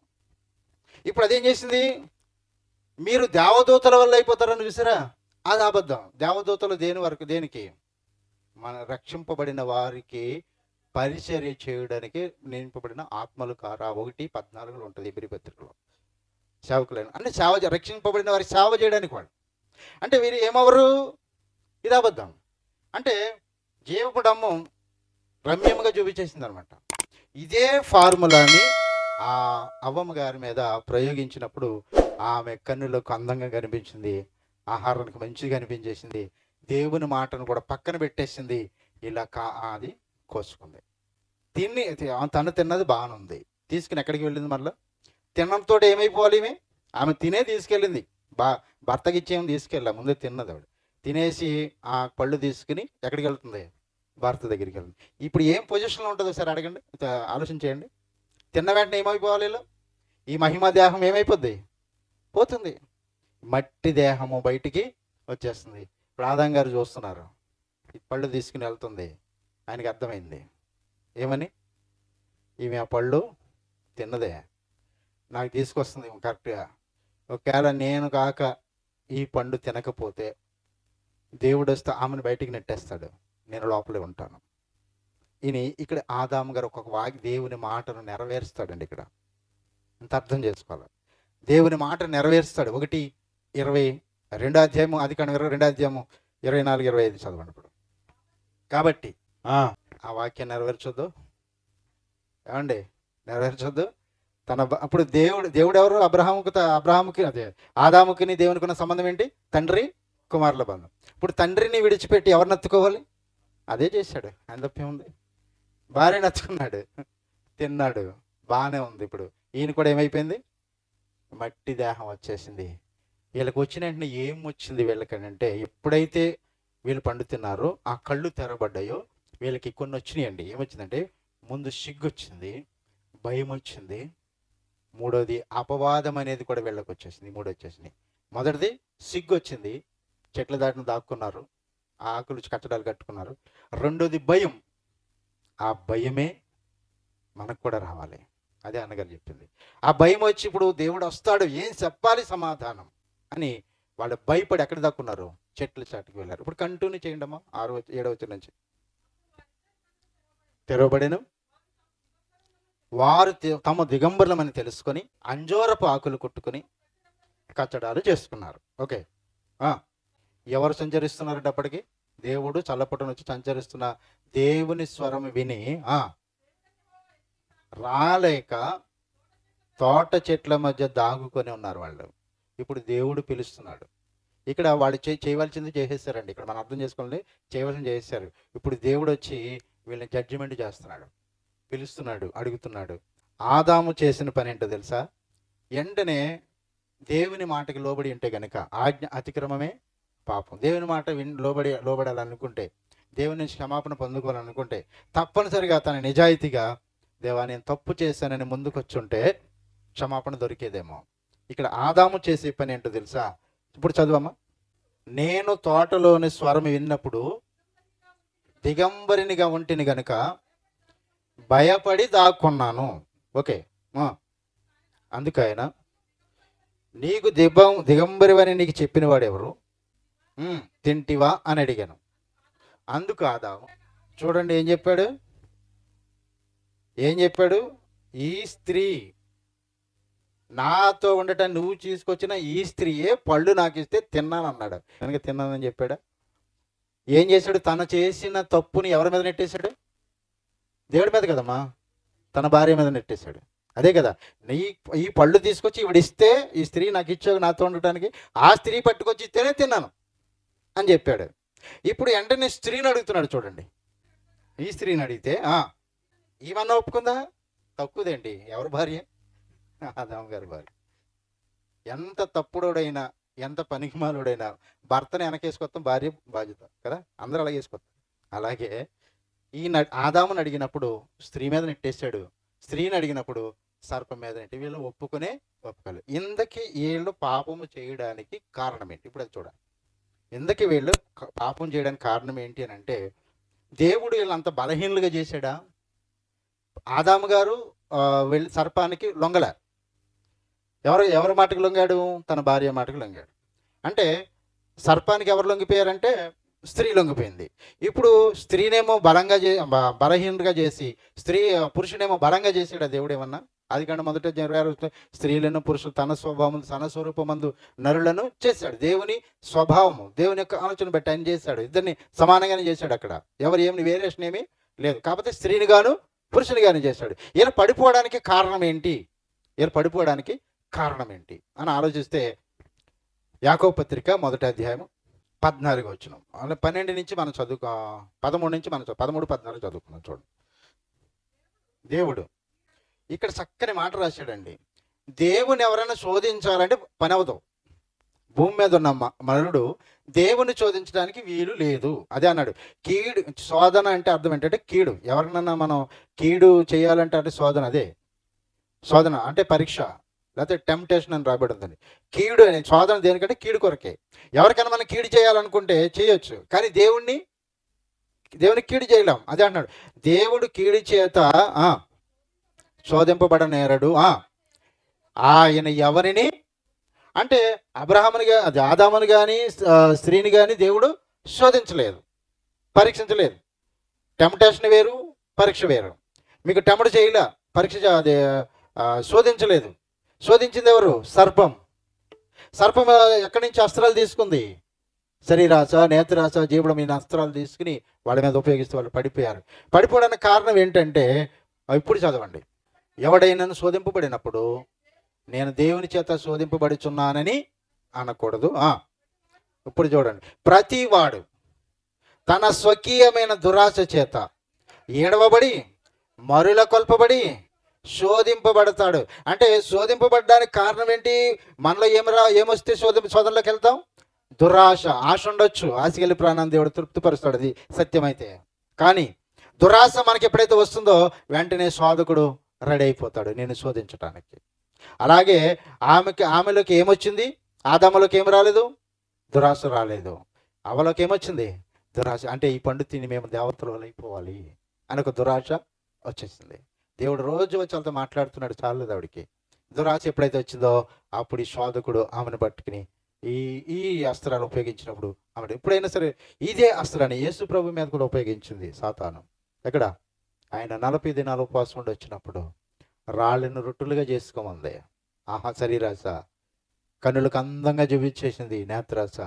ఈ లోకాలన్నీ నీకే ఇచ్చేస్తాను, ఇక్కడ దూకి నేను పట్టుకుంటారు అంది. అది కూడా మనం చదువుకుంటే క్రీస్తు ప్రభు వారు ఆమెని వాక్యం చేత, సాతాన్ని వాక్యం చేత గద్దించాడు. ఇప్పుడు చిన్న లిస్ట్ నేను రాస్తాను, దాంట్లో మనం వెరిఫికేషన్ చేసుకుందాం. చూడండి, చిన్నగా శోధన అస్త్రాలు తెలుసు కదా, శరీరాశ, నేత్రాశ, జీవడంబం. వ్యక్తులను కూడా రాస్తున్నాను. శోధన అస్త్రాలు, తర్వాత పాపము అండ్ లేదు. ఇక్కడ ఆదామును తీసుకుంటున్నాను. ఫస్ట్ ఆదాము శోధింపబడ్డాడా లేదా? ఎస్, రైట్ కొడుతున్నాను. పాపం చేశాడా లేదా?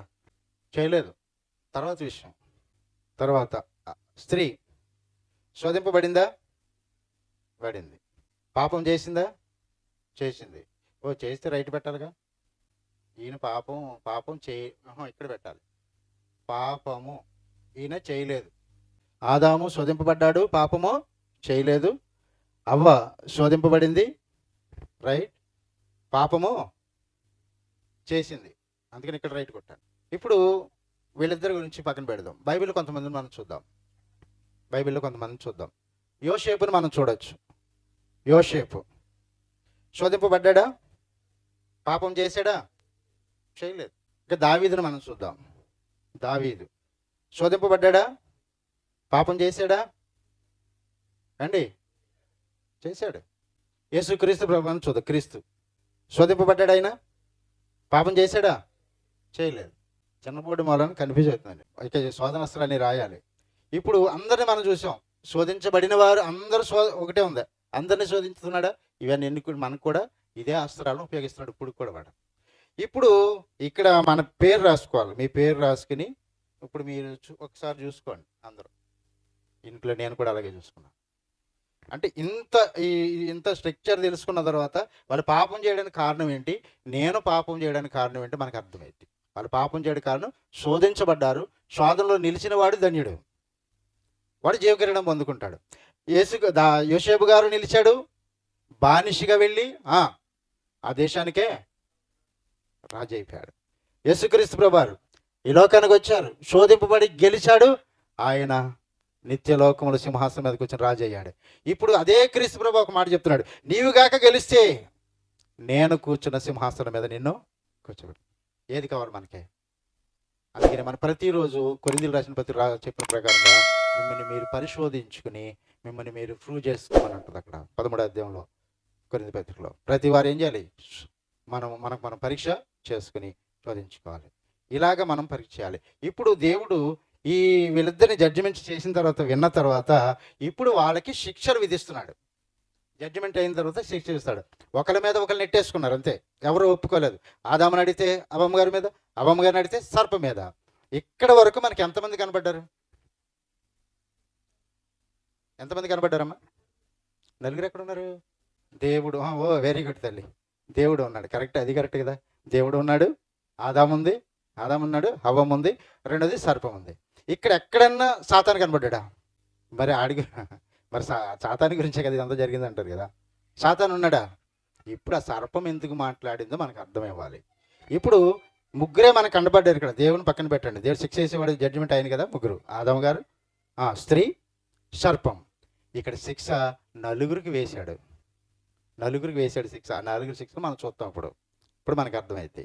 కనుక ఆ జంతువు ఎందుకు మాట్లాడింది అంటే, ఆ జంతువులో ఉండి అపవాది మాట్లాడించాడు. అది మాట్లాడారు. జంతువు మాట్లాడే అవకాశం లేదు. అంటే దాంట్లో ఉన్న ఆ జంతువులో ఉన్న అపవాదిని బయటికి లాగి దేవుడు ఇక్కడ శిక్ష విధించాడు. 15వ వచనంలో ఉంటుంది ఆ మాట. మనం చూద్దాం. ముందుగా వీళ్ళకి శిక్ష. ఎంతమంది దోషులు ఉన్నారంటే నలుగురిని విడిచిపెట్టలే. ఆదాముని కానీ, అవ్వమ్మని కానీ, సర్పాన్ని కానీ, సాతాన్ని కానీ విడిచిపెట్టలే. నలుగురికి శిక్షలు పడ్డాయి. ఎలా పడ్డాయో చూద్దాం. మొదటిగా మొదటి దోషి అంటే ఏమంటారు? ముద్దాయిని ఏమంటారు? దోషి అని అంటారు. ముద్దాయి లేకపోతే నేరస్తుడు. మొదటి నేరస్తుడు అనుకుందాం. మొదటి నేరస్తుడు ఎవరు? వీళ్ళిద్దరిని పక్కన పెట్టి దేవుడు ఏం చేశాడు తెలుసా? ఆదాముని అవ్వమ్మ గారిని పక్కన పెట్టి మొట్టమొదటి వీళ్ళు పాపం చేయడానికి కారణం పడగొట్టింది సర్పం. ఇక సర్పంతో మొదలు పెట్టాడు ఆయన. ఇప్పుడు 14వ వచనం చదవండి. సర్పానికి శిక్ష. మొదటి దోషి లేదంటే నేరస్తుడు. ఒకటి, ఆయన 2 శిక్షలు ఈ సర్పానికి విధించాడు. ఏం చేశాడంటే ఆకారము మార్చేశాడు, ఆహారాన్ని మార్చేశాడు. 2 శిక్షలు విధించాడు. ఒకటి ఆకారం ఏంటి? అప్పటి వరకు కాళ్ళతో నడిచే ఈ సర్పానికి కాళ్ళు లేకుండా చేసేసాడు. కడుపుతో నువ్వు పాకుతావు, నీ కడుపుతోనే నువ్వు పాకుతావు అని శిక్ష విధించాడు. ఆహారం కూడా మార్చేశాడు. ఏంటో తెలుసా? నువ్వు బ్రతికినంతకాలం ఎక్కువ కాలం నువ్వు మన్ను తినే ఇప్పటికీ చూడ సర్పాలు చాలా చోట్ల పదలో ఉండిపోయి ఎక్కువ మట్టి తినే బతుకుతాయంట అవి చాలా వరకు. అంటే ఆహారాన్ని మార్చేశాడు, ఆకారాన్ని కూడా మార్చేశాడు. ఇది సర్పానికి వేసినటువంటి శిక్ష. ఇప్పుడు ఆ సర్పములో ఉన్నటువంటి అపవాదిని బయటికి లాగి ఇప్పుడు 15వ వచనంలో అపవాది. ఇది పెద్ద సబ్జెక్ట్. టైం ఎంత అయిందన్నా? టైం ఉందా? నాకు 1 అవర్ ఉందా? హాఫ్ అన్ అవరేనా? సవపోవచ్చమా? దేవుని చిత్తం, వెళ్దాం. ఇప్పుడు 15వ వచనంలో ఒకసారి ఇప్పుడు మనం ఎలా అయితే చదువుకున్నామో, ఏది బైబిల్ ఎలా చదవాలి, సారాంశం చూడాలి, రెండోది డివైడ్ చేసుకోవాలి, ఆత్మ సంబంధమైన సంగతి ఆత్మ సంబంధంతో సరిపోల్చుకోవాలి. ఈ 15వ వచనాన్ని మనకు జ్ఞాపకం చేసుకుందాం. 15 ఇప్పుడు ఎవరికి శిక్ష? రెండవ నేరస్తుడు ఎవరు? సాతాను. ఇప్పుడు మీరు చదవండి, నేను విడివిడిగా రాస్తాను 15వ వచనాన్ని. నీకును స్త్రీకిని నీ సంతానమునకును ఆమె సంతానమునకును వైరము కలుగజేసేదను అన్నాడు. చూడండి అక్కడ. ఇప్పుడు మళ్ళీ ఇప్పుడు చదవండి, చదువున్నాను. నీకును అన్నాడు చూడండి. నీకును అంటే సాతానుకును, రెండోది స్త్రీకి అన్నాడు.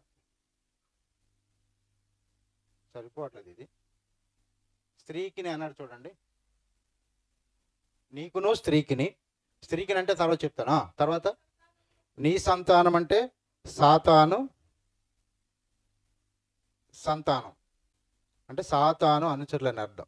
సాతాను సంతానం. నీ సంతానమునకును ఆమె సంతానమునకును, ఆమె సంతానం అన్నాడు చూడండి. ఏం చేస్తాడంట?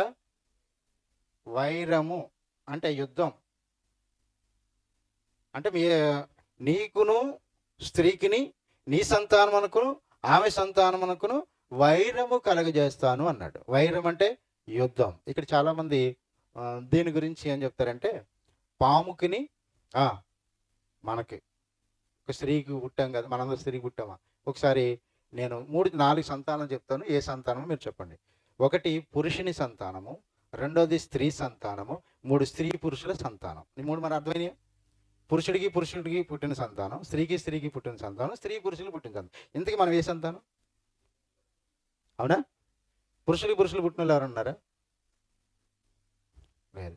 స్త్రీకి పుట్టిన వాళ్ళు ఉన్నారా? ఎస్, అదే స్త్రీ సంతానం అంటే. అంటే భూమి మీద ఎవరు పుట్టనటువంటి ఒక పుట్టిక, సాధ్యము కానటువంటి పుట్టిక, స్త్రీ గర్భాన పుట్టింది యేసు క్రీస్తే అని నమ్మి ప్రపంచం ఆయనకు ఒక గిఫ్ట్ ఇచ్చింది. చెప్తారా? క్రీస్తు పూర్వము, క్రీస్తు కాలానికి ఆయన పేరు పెట్టారు. BC, before Christ. ఇది అనోడమిన్ అంటారు. AD అంటే కాలానికే ఆయనకి పుట్టారు. స్త్రీ సంతానం చూద్దాం. స్త్రీ సంతానం ఎవరు, ఆమె సంతానం ఎవరు? గలతీ పత్రిక 4:4.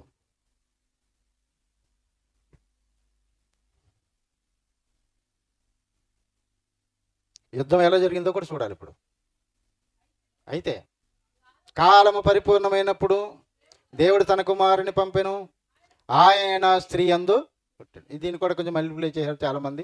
స్త్రీ అంటే ఆడపిల్ల స్త్రీ కదా, పుట్టిన ఆడపిల్ల స్త్రీ కదా, అంటే కొంచెం ఎదిగిన తర్వాత స్త్రీ అయిద్దా? ఏమండి, కొంచెం ఆలోచన ఉండాలండి. స్త్రీ యందు పుట్టి ఆమె సంతానం ఎక్కడ చూద్దాం. మత్తయి సువార్త 1వ అధ్యాయం 16వ వచనం. మత్తయి సువార్త 1వ అధ్యాయం 16వ వచనం.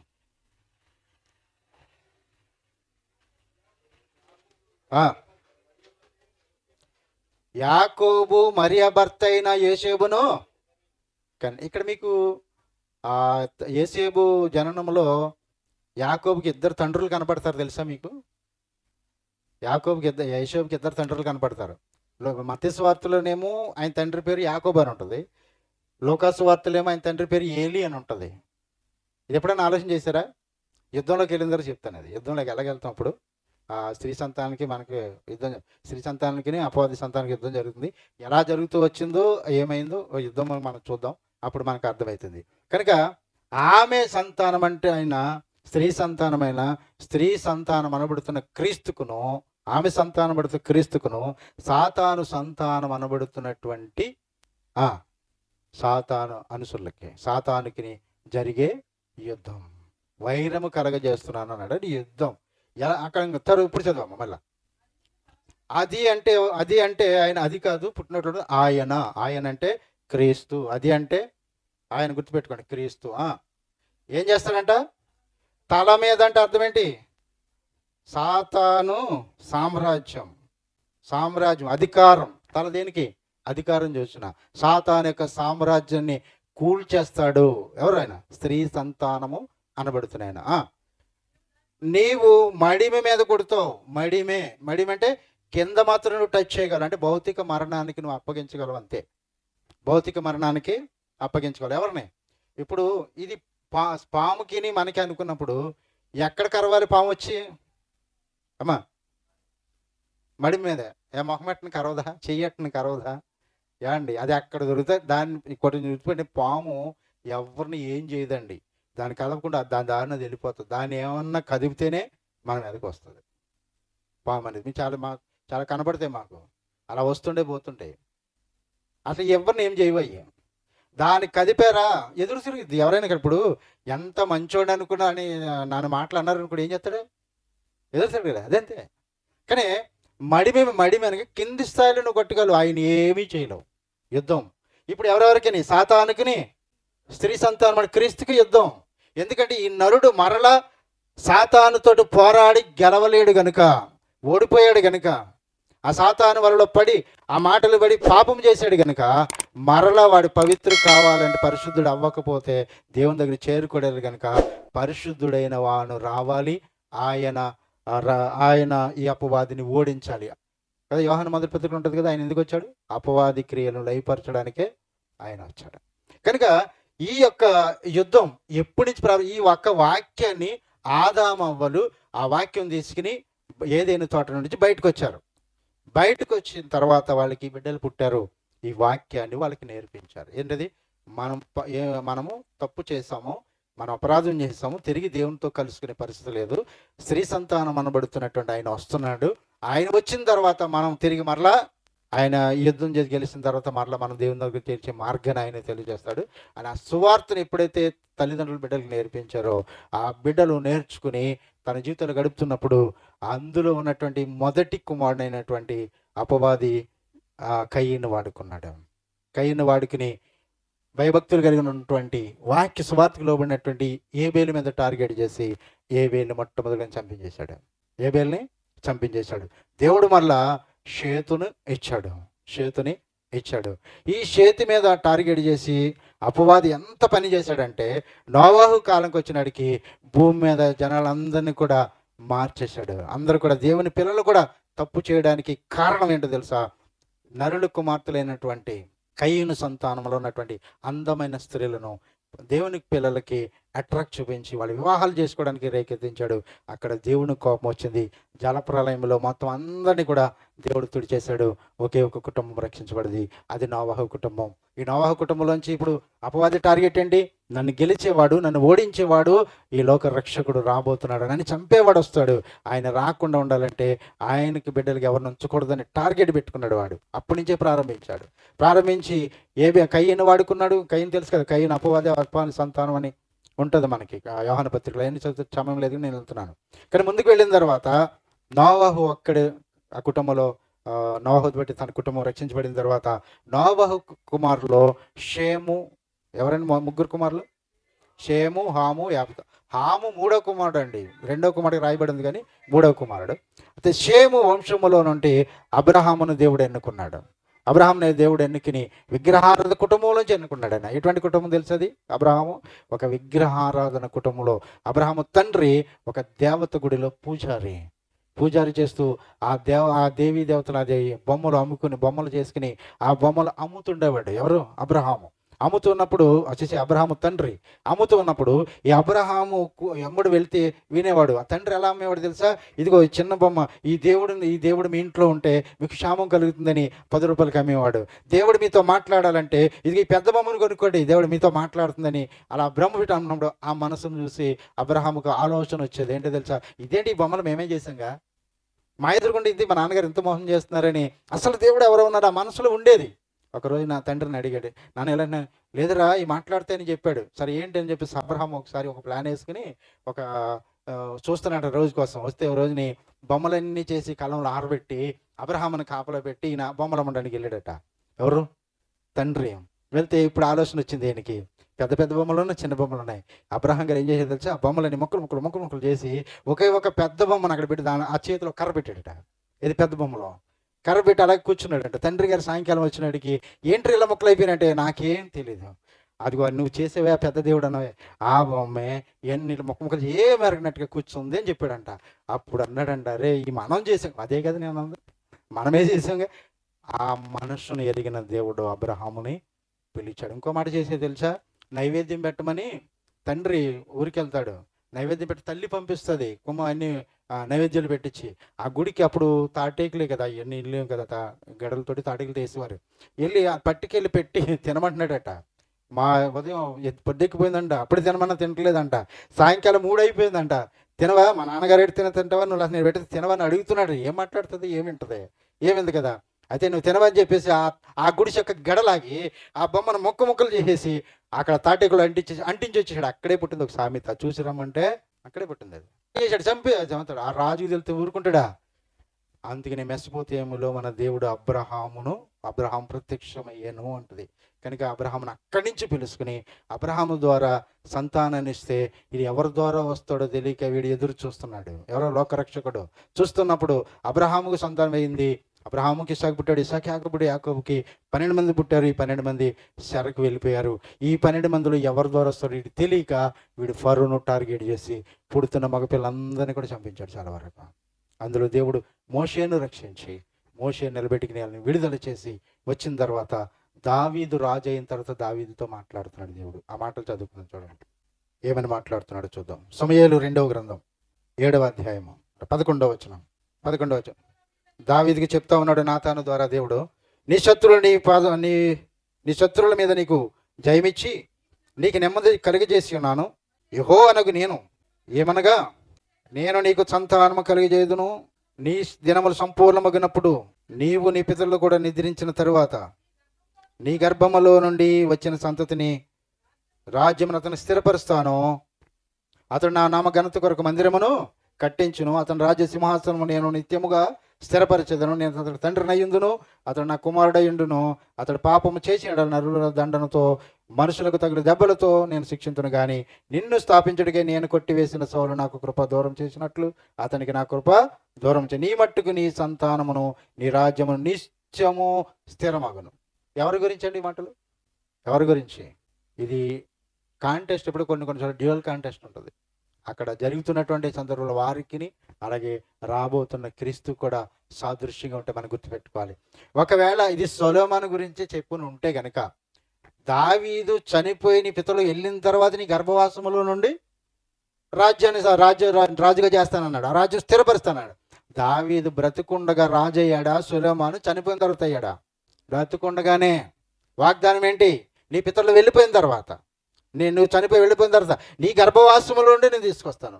దీని గురించే దావీదు చివరిలో ఈ సమూయేలు గ్రంథం చివరిలో ఆయన మాట్లాడతాడు చూడండి. 23వ అధ్యాయం 1-2 వచనాలు చదవండి, 3 వచనాలు. దావీదు ఆత్మపూర్ణుడై మాట్లాడుతున్నట్టు మాటలు, దావీదు రచించిన చివరి మాటలు ఇవే. ఏ కుమారుడు? ఇక్కడ యెషయా కాదండి, ఎస్ఐ గుర్తుపెట్టుకోవాలి. మళ్ళీ మనం యెషయా ప్రవక్త, యెషయా తండ్రి. అందుకని యెషయా మొద్దు నుండి చిగురు పుట్టినట్టుంది. చూడండి, దావీదు పలికిన దేవోక్తి ఇదే. యాకోబు దేవుని చేత అభిషిక్తుడై మహాధిపత్యం నొందినవాడును, ఇశ్రాయేలు స్తోత్రములను మధురగానములు చేసిన గాయకుడు నగు దావీదు పలికిన దేవోక్తి ఇదే. ఏంటో చూడండి, నా ద్వారా పలుకుచున్నాడు, ఆయన వాక్కు నా నోట ఉన్నది. ఇశ్రాయేలు దేవుడు చెలవిచ్చుచున్నాడు, ఇశ్రాయేలుకు ఆశీర్వాదదుర్గమగువాడు నా ద్వారా మాట్లాడుచున్నాడు. మనుషులను ఏలునోడు ఒకడు పుట్టును, ఏలునొకడు పుట్టును. అతడు నీతిమంతుడై దేవుని యందు భయభక్తులు కలిగి ఏలు. దావీదు ఇప్పుడు బయట పెట్టాడు. అంటే సొలొమోను గురించి ఇది కాదు, ఇది రాజు అయినటువంటి యేసుక్రీస్తు గురించి చెప్పినటువంటి మాట. ఇర్మీయా గ్రంథం 22-23 అధ్యాయాలు చదువుకుంటే, నువ్వు ప్రొద్దండి, నాకు సమయం లేదు అక్కడ టైప్ చేయడానికి. మీరు చదువుకుంటే రాజు ఎలాగయ్యాడో, యెషయా చెట్టు మొద్దు నుండి మొద్దు ఎప్పుడు ఇరిగిపోయిందో ఆ మొద్దు నుంచి ఈయన చిగురుగా ఎలా పుట్టాడో అవన్నీ కూడా మీకు అర్థమవుతుంది. అది చదువుకోండి. ఇప్పుడు ఎప్పుడైతే దావీదుకి వాగ్దానం చేశాడో వీడికి అర్థమైంది, యోధా గోత్రంలో నుంచి నన్ను చంపేవాడు, నన్ను గెలిచేవాడు వస్తున్నాడు అని అర్థమైంది. వెంటనే కొంతకాలం దాటి రాజులను పట్టుకుని నాశనం చేసుకుంటూ అతల్య అనే ఒక ఆవిడని పట్టుకున్నాడండి.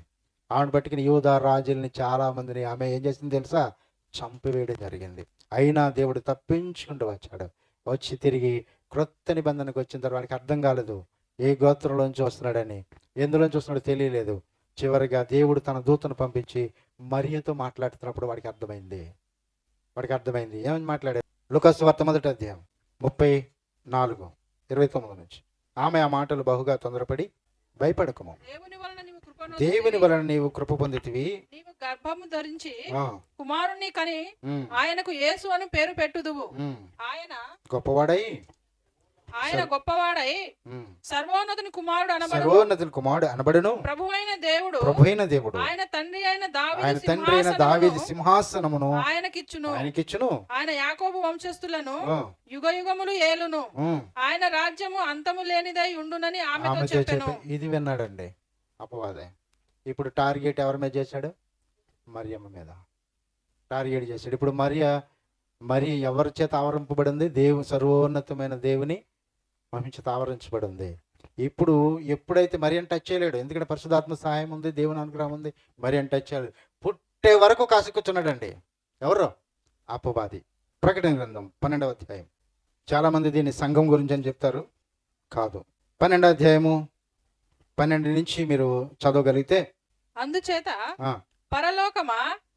పరలోకమందు ఒక గొప్ప సూచన కనబడెను. 12వ అధ్యాయం అండి, 1వ వచనం. అప్పుడు పరలోకమందు ఒక గొప్ప సూచన కనబడెను. అదేదనగా సూర్యుని ధరించుకుని ఒక స్త్రీ, ఆమె పాదముల క్రింద చంద్రుడును, శిరస్సు మీద 12 నక్షత్రముల కిరీటమును ఉండెను. ఆమె గర్భిణి అయి ప్రసవేదన పడుచు ఆ నొప్పులకు కేకలు వేయుచుండెను. అంతటా పరలోకమందు ఇంకొక సూచన కనబడేను. ఇదిగో ఎర్రని మహాఘట సర్పము, దానికి 7 తలలును 10 కొమ్ములను. ఇక్కడ ఘట సర్పం అన్న చెప్పాడు. సర్పం అనుకోండి, రోమా సామ్రాజ్యం గురించి చెప్తున్నాడు. దాని తలల మీద 7 కిరీటములు ఉండెను. 7 కిరీటాలు అన్నా, 7 తలలన్నా, 7 సామ్రాజ్యాలు 7 భాగాలకు విభజించుకుని ఆ 10 కొమ్ములు 10 మంది రాజులు, దాని తల మీద 7 కిరీటాలు. దాని తోక ఆకాశ నక్షత్రములలో 3వ భాగమును వీడ్చి వాటిని భూమి మీద పడవేసెను. కననై ఉన్న ఆ స్త్రీ కనగానే ఆమె శిశువును మృంగివేయవలెనని ఆ ఘట సర్పము స్త్రీ ఎదుట నిలుచుండెను. సమస్త జనములను ఇనుప దండముతో ఏలనై ఉన్న ఒక మగ శిశువును ఆమె కనగా, అదండి ఆమె కన్నదే మగ శిశువును, సమస్త జనములను ఇనుప దండముతో ఏలనయ్యున్న మగ శిశువు అన్నాడా, సంఘాన్ని అన్నాడా? ఇది తెలియని వాళ్ళు సంఘంతో పోల్చి చెప్తూ ఉంటారు. ఇది వాడు ఎదురు చూస్తున్నటువంటి సమయంలో ఆయన పుట్టగానే ఏం జరిగిందంటే, పుట్టిన వెంటనే ఎవరిని వాడుకున్నాడు? ఏరోదుని వాడుకుని ఏరోదు ద్వారా ఈ ప్రభుని చంపించడానికి 2 సంవత్సరాలు నిండిన పిల్లల్ని చంపించడం జరిగింది. ఎక్కడికి వెళ్ళిపోయింది? ఐగుప్తుకి పంపించేశాడు. 1000 అంటే 1000 కదండి. ప్రకటన గ్రంథంలో ఎక్కువ కాలం అక్కడే ఉన్నారు. తిరిగి 3.5 సంవత్సరాలను పరిచర్య చేయడం జరిగింది. కనుక ఇక్కడ ఎవరిని వాడుకుంటున్నాడు? యేసుక్రీస్తుని అంతం చేయడానికి యోరోదుని వాడుకున్నాడు. ఇప్పుడు తదుపరి వస్తే పేతురు గారిని కూడా వాడుకున్నాడు. పేతురు గారు ఒక రోజున ఆ చేయి పట్టుకుని నీకు అలా అవదు అంటున్నప్పుడు ప్రభు ఇలా చూసి, పేతురు అవతలపోమనలా, అపవాదిని అంటే ఆ పేతురు గారిని కూడా వదలలేదు చూడండి ఆయన పట్టుకోవడానికి. తర్వాత యోధా ఇస్కరియోతును కూడా వదలలేదు, వాళ్ళు ఉండి అప్పగించడం జరిగింది. ఇప్పుడు ఆయన సిలువుకు అప్పగించే సమయంలో జరిగిన సందర్భం నేను చదివించట్లేదు, 23వ అధ్యాయం మీరు చదువుకుంటే అక్కడ ఉంటుంది లూకాసు వార్తలో. అక్కడ తీర్పు తీర్చేటప్పుడు అందరిని వాడేసుకున్నాడండి, ప్రజలందరినీ వాడేసుకున్నాడు. యేసు ప్రభు ఒక్కడే అయిపోయాడు. అక్కడ ఏమన్నట్టు తెలుసా? 3 పర్యాయాలు పిలాతు ఆయన విడుదల చేయాలని 3 పర్యాయాలు ప్రయత్నం చేస్తే ఈ ప్రజలు వాడుకున్నాడు, ఒప్పుకోలేదు. చివరికి వారి కేకలే గెలిచానని రాయబడి ఉంటుంది. అంటే శిలువ మరణానికి అప్పగించబడిపోయాడు క్రీస్తు ప్రభు. తిరిగి ఆయన 3వ రోజున లేచుట ద్వారా అపవాది సామ్రాజ్యం ఏమైపోయింది? కూలిపోయింది. ఇది యుద్ధం, వైరం. ఇప్పుడు మనకేమైంది? రక్షణ వచ్చిందా లేదా? క్రీస్తు రక్తము ప్రతి పాపమును కడుగుతుంది. ఇప్పుడు మనం దేవుని యొద్దకు వెళ్ళడానికి ఒక మార్గం అనేది యేసుప్రభు వేసారా? మొదటి ఆదాము ద్వారా పాపములో పడిన మనము ఏ ఆదాము ద్వారా బయటకు వచ్చాం? నేను అందుకని చెప్పలేదు. రెండో ఆదాం కాదు, రెండో ఆదాం అంటే మూడో ఒకటి ఉంటాడు, కడపటి ఆదాం. ఇంకా ఆధారాలు ఉంటారు, ఇంకెవరో రక్షకులు రారు. ఈయనే రక్షణ, ఈ నామములోనే రక్షణ, ఏ నామములోనూ లేదు. అందుకనే కడపటి ఆదాము. మీకు కొరింథీయులకు రాసిన పత్రిక 15 అధ్యాయం ఉంటుంది, చదువుకోండి. మొదటి ఆదాము ద్వారా మన అపరాధంలో పడితే మొదటి ఆదాము కూడా ఏమైపోయాడు? మొదటి ఆదాము ఏ రూపం ఎక్కడున్నాడు? మహిమా శరీరంలో ఉన్నాడు, మట్టి శరీరంకు మార్చబడ్డాడు. మొదట ఆదాముకి ఇచ్చినటువంటి మహిమ, ఆయన మట్టితో చేయబడిన మహిమా శరీరంలో ఆయన ఉండగా, ఆయన ముగింపు మట్టి శరీరంలోకి వచ్చి చనిపోయాడు. ప్రభువైన యేసుక్రీస్తు మొదట మట్టి శరీరంతో భూమి మీదకి వచ్చాడు, తిరిగి పునరుద్ధరణి మహిమా శరీరాన్ని సంపాదించుకున్నాడు. తిరిగి ఆ మహిమా శరీరాన్ని మనందరికి ఇవ్వడానికి ఆ ఆధిపత్యంతో సంపాదించుకున్నాడు. అందుకనే ఫిలిప్పీ రాసిన 3:20 రాసి ఉంటుంది, చదవండి ఒకసారి. మన పౌరస్థితి ఇక్కడ లేదు. కొరింథీయులకు రాసిన మొదటి పత్రిక 10వ అధ్యాయము 13. సాధారణంగా మనుషులు కలిగే శోధన తప్ప మరేది మీకు కలగదు. దేవుడు నమ్మదగిన వాడు గనుక మీరు సహింపగలిగినంత దానికంటే ఎక్కువగా మిమ్మల్ని శోధింపబడనీయడు అనందా. శోధింపబడనీయడు. అంతేకాదు, సహింపగలుగుటకు ఆయన శోధనతో కూడా తప్పించుకునే మార్గమును కూడా ఎవరిస్తారట? అందుకనే దేవుని పిల్లలు ఎవరు భయపడిన అవసరం లేదు. దేని భయపడాలి? పాపము చేసినోడు భయపడాలి, పాపానికి భయపడాలి. అంటే దేవునికి భయపడితే పాపాన్ని చెయ్యు.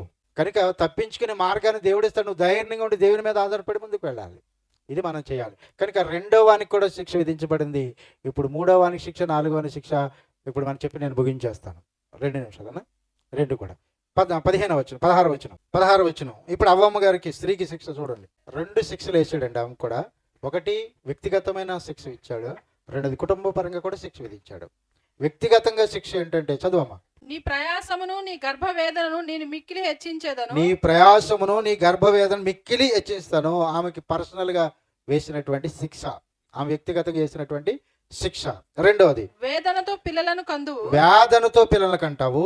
నీ భర్త ఎడల నీకు, ఇది కుటుంబ పరంగా. వేదనతో పిల్లలు కంటావు వ్యక్తిగతంగా. నీ భర్త ఎడలు నువ్వేం చేయగలవు? వాంఛ కలిగి ఉంటావు. తదుపరి గర్భ ప్రయాసం మిక్కిలి హెచ్చిస్తానన్నాడు, వేదనతో పిల్లలు కంటావు అన్నాడు, నీ భర్త ఎడల నీకు వాంఛ కలుగుతుంది అన్నాడు. అతడు నిన్ను ఏలునని చెప్పాడు. అప్పటి వరకు అవ్వమ్మ గారు ఏలుబడి ఉంది, ఇప్పుడు ఏలుబడి పోయింది. ఇప్పుడు పురుషుని ఏలుబడిలోకి, ఆధిపత్యంలోకి వచ్చింది. ఇప్పుడు వాస్తవానికి స్త్రీ పురుషుని కొరక, పురుషుడు స్త్రీ కొరక, అదనమాట. కొరింథీయుల రాశిలో అపోస్తలుడు పౌలు చాలా జ్ఞానం కలిగి చెప్తాడు. స్త్రీ పురుషుని కొరకే కానీ పురుషుడు స్త్రీ కొరకు కాదు. అలాగే నేను కింద మళ్ళీ ఇంకో మాట అంటాడు, స్త్రీ నుండే పురుషుడు కూడా వచ్చాడు. ఇది వాస్తవం. కనుక ఈమెకి విధించిన శిక్ష అక్కడి నుంచే ఆ స్త్రీలకు, ఆ యొక్క స్త్రీ గర్భాన వచ్చినటువంటి అందరూ కూడా ఇది ఈమెకి మళ్ళీ శిక్ష నుండి తప్పించడానికి ఒక మార్గం చెప్పాడు. ఈ శిక్ష నుంచి ఎక్కడ ఆవిడ మేలు పొందుకుంటే శిశు ప్రసూతి ద్వారా ఆ స్త్రీ మరలా రక్షణ. అక్కడ చేసిన అపరాధం ఎక్కడ ఈమెకి మళ్ళీ విముక్తి పొందిందంటే శిశు ప్రసూతి ద్వారా. దీని గురించి దేవుని చిత్తమైతే మరొకసారి మాట్లాడదాం సమయంలో. అది దాంట్లోకి వెళ్ళామంటే మళ్ళీ బయటకు రాలేదు. శిశు ప్రసూతి అంటే బిడ్డలను కంటం కాదు, దానికి ఒక విధానం ఉంది, దాని తర్వాత మాట్లాడచ్చు. ఇక్కడ అవ్వమ్మ గారికి శిక్ష విధించబడింది. ఇక ఆదాము గారికి చూద్దాం, టైం ఎందుకంటే త్వరగా వెళ్ళిపోదాం. ఆయన ఆదాముతో నీవు నీ భార్య మాట విని తినవద్దని నేను నీకు ఆజ్ఞాపించిన వృక్ష ఫలములు తింటివి గనుక నేను నీ నిమిత్తము నేల శపింపబడి ఉన్నది. అంటే ఆదాము నిమిత్తము నేల కూడా అప్పటి వరకు ముళ్ళ చెట్లు ఏమి లేవంటండి, అప్పుడే వచ్చినా. ప్రయాసంతోనే నీవు బ్రతుకు దినాలన్నీ కూడా నువ్వేం చేస్తావు? దాని పంట తింటావు. అది ముండ్ల తుప్పలను గచ్చ పొదలను నీకు మొలిపించును. పొలంలోని పంట తింటావు. నీవు నేలకు తిరిగి చేరు వరకు నీ ముఖపు చెమట కాచి ఆహారం తిందువు. ఏలయనగా నేల నుండి నీవు తీయబడితివి, నీవు మన్నే గనుక తిరిగి మన్నైపోదు అని చెప్పాను. అదండి, అంటే నువ్వు నేల నుండి తీయబడ్డావు కాబట్టి నేల నుండి చనిపోయిన తర్వాత బరిలోకి వెళ్ళినప్పుడు తిరిగి వాక్యం చదువుతారు. ప్రసంగి గ్రంథము 12వ అధ్యాయము 7వ వచనం అది చదువుతారు. దానిపైన ఎవరు చదవరు. మొదటి 2 వచనాలు చదువుతాము, తిరిగి ఈ 7వ వచనం చదువుతాం. ఆ మధ్యలో ఉన్న చదవరు. మధ్యలో దేవుని చిత్తం అయితే మధ్యాహ్నం ఒక 10 నిమిషాలు దాన్ని చెప్తాను మధ్యలో ఏం జరిగింది.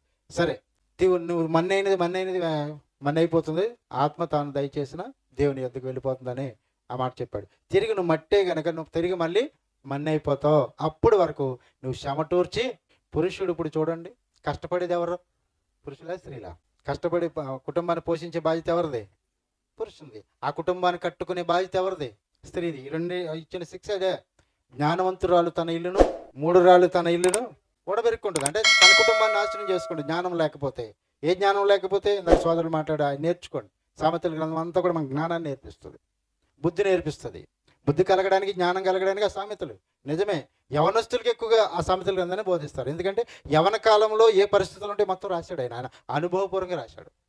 కనుక ఇలాగా మొత్తం వాళ్ళు పాపం చేశారు, పాపం చేసిన తర్వాత జడ్జిమెంట్ చేశాడు, తర్వాత శిక్ష ఎవరిని విడిచిపెట్టలేదు.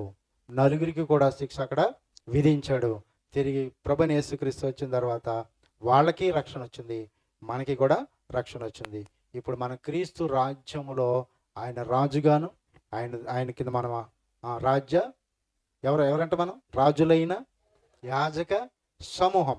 రక్షణ పొందిన ప్రతి ఒక్కరు, బాప్తిస్మ సంఘములో చేర్చబడిన ప్రతి ఒక్కరు కూడా సువార్త ప్రకటించే భారాన్ని కలిగి ఉండాలి. చివరిగా నేను చెప్పబోయేది, రక్షణ పొందిన ప్రతి ఒక్కరు కూడా సువార్త చెప్పే భారాన్ని కలిగి ఉండాలి. నేర్చుకున్న తర్వాత ఏం చేశాడు ఆ పిల్లగాడు?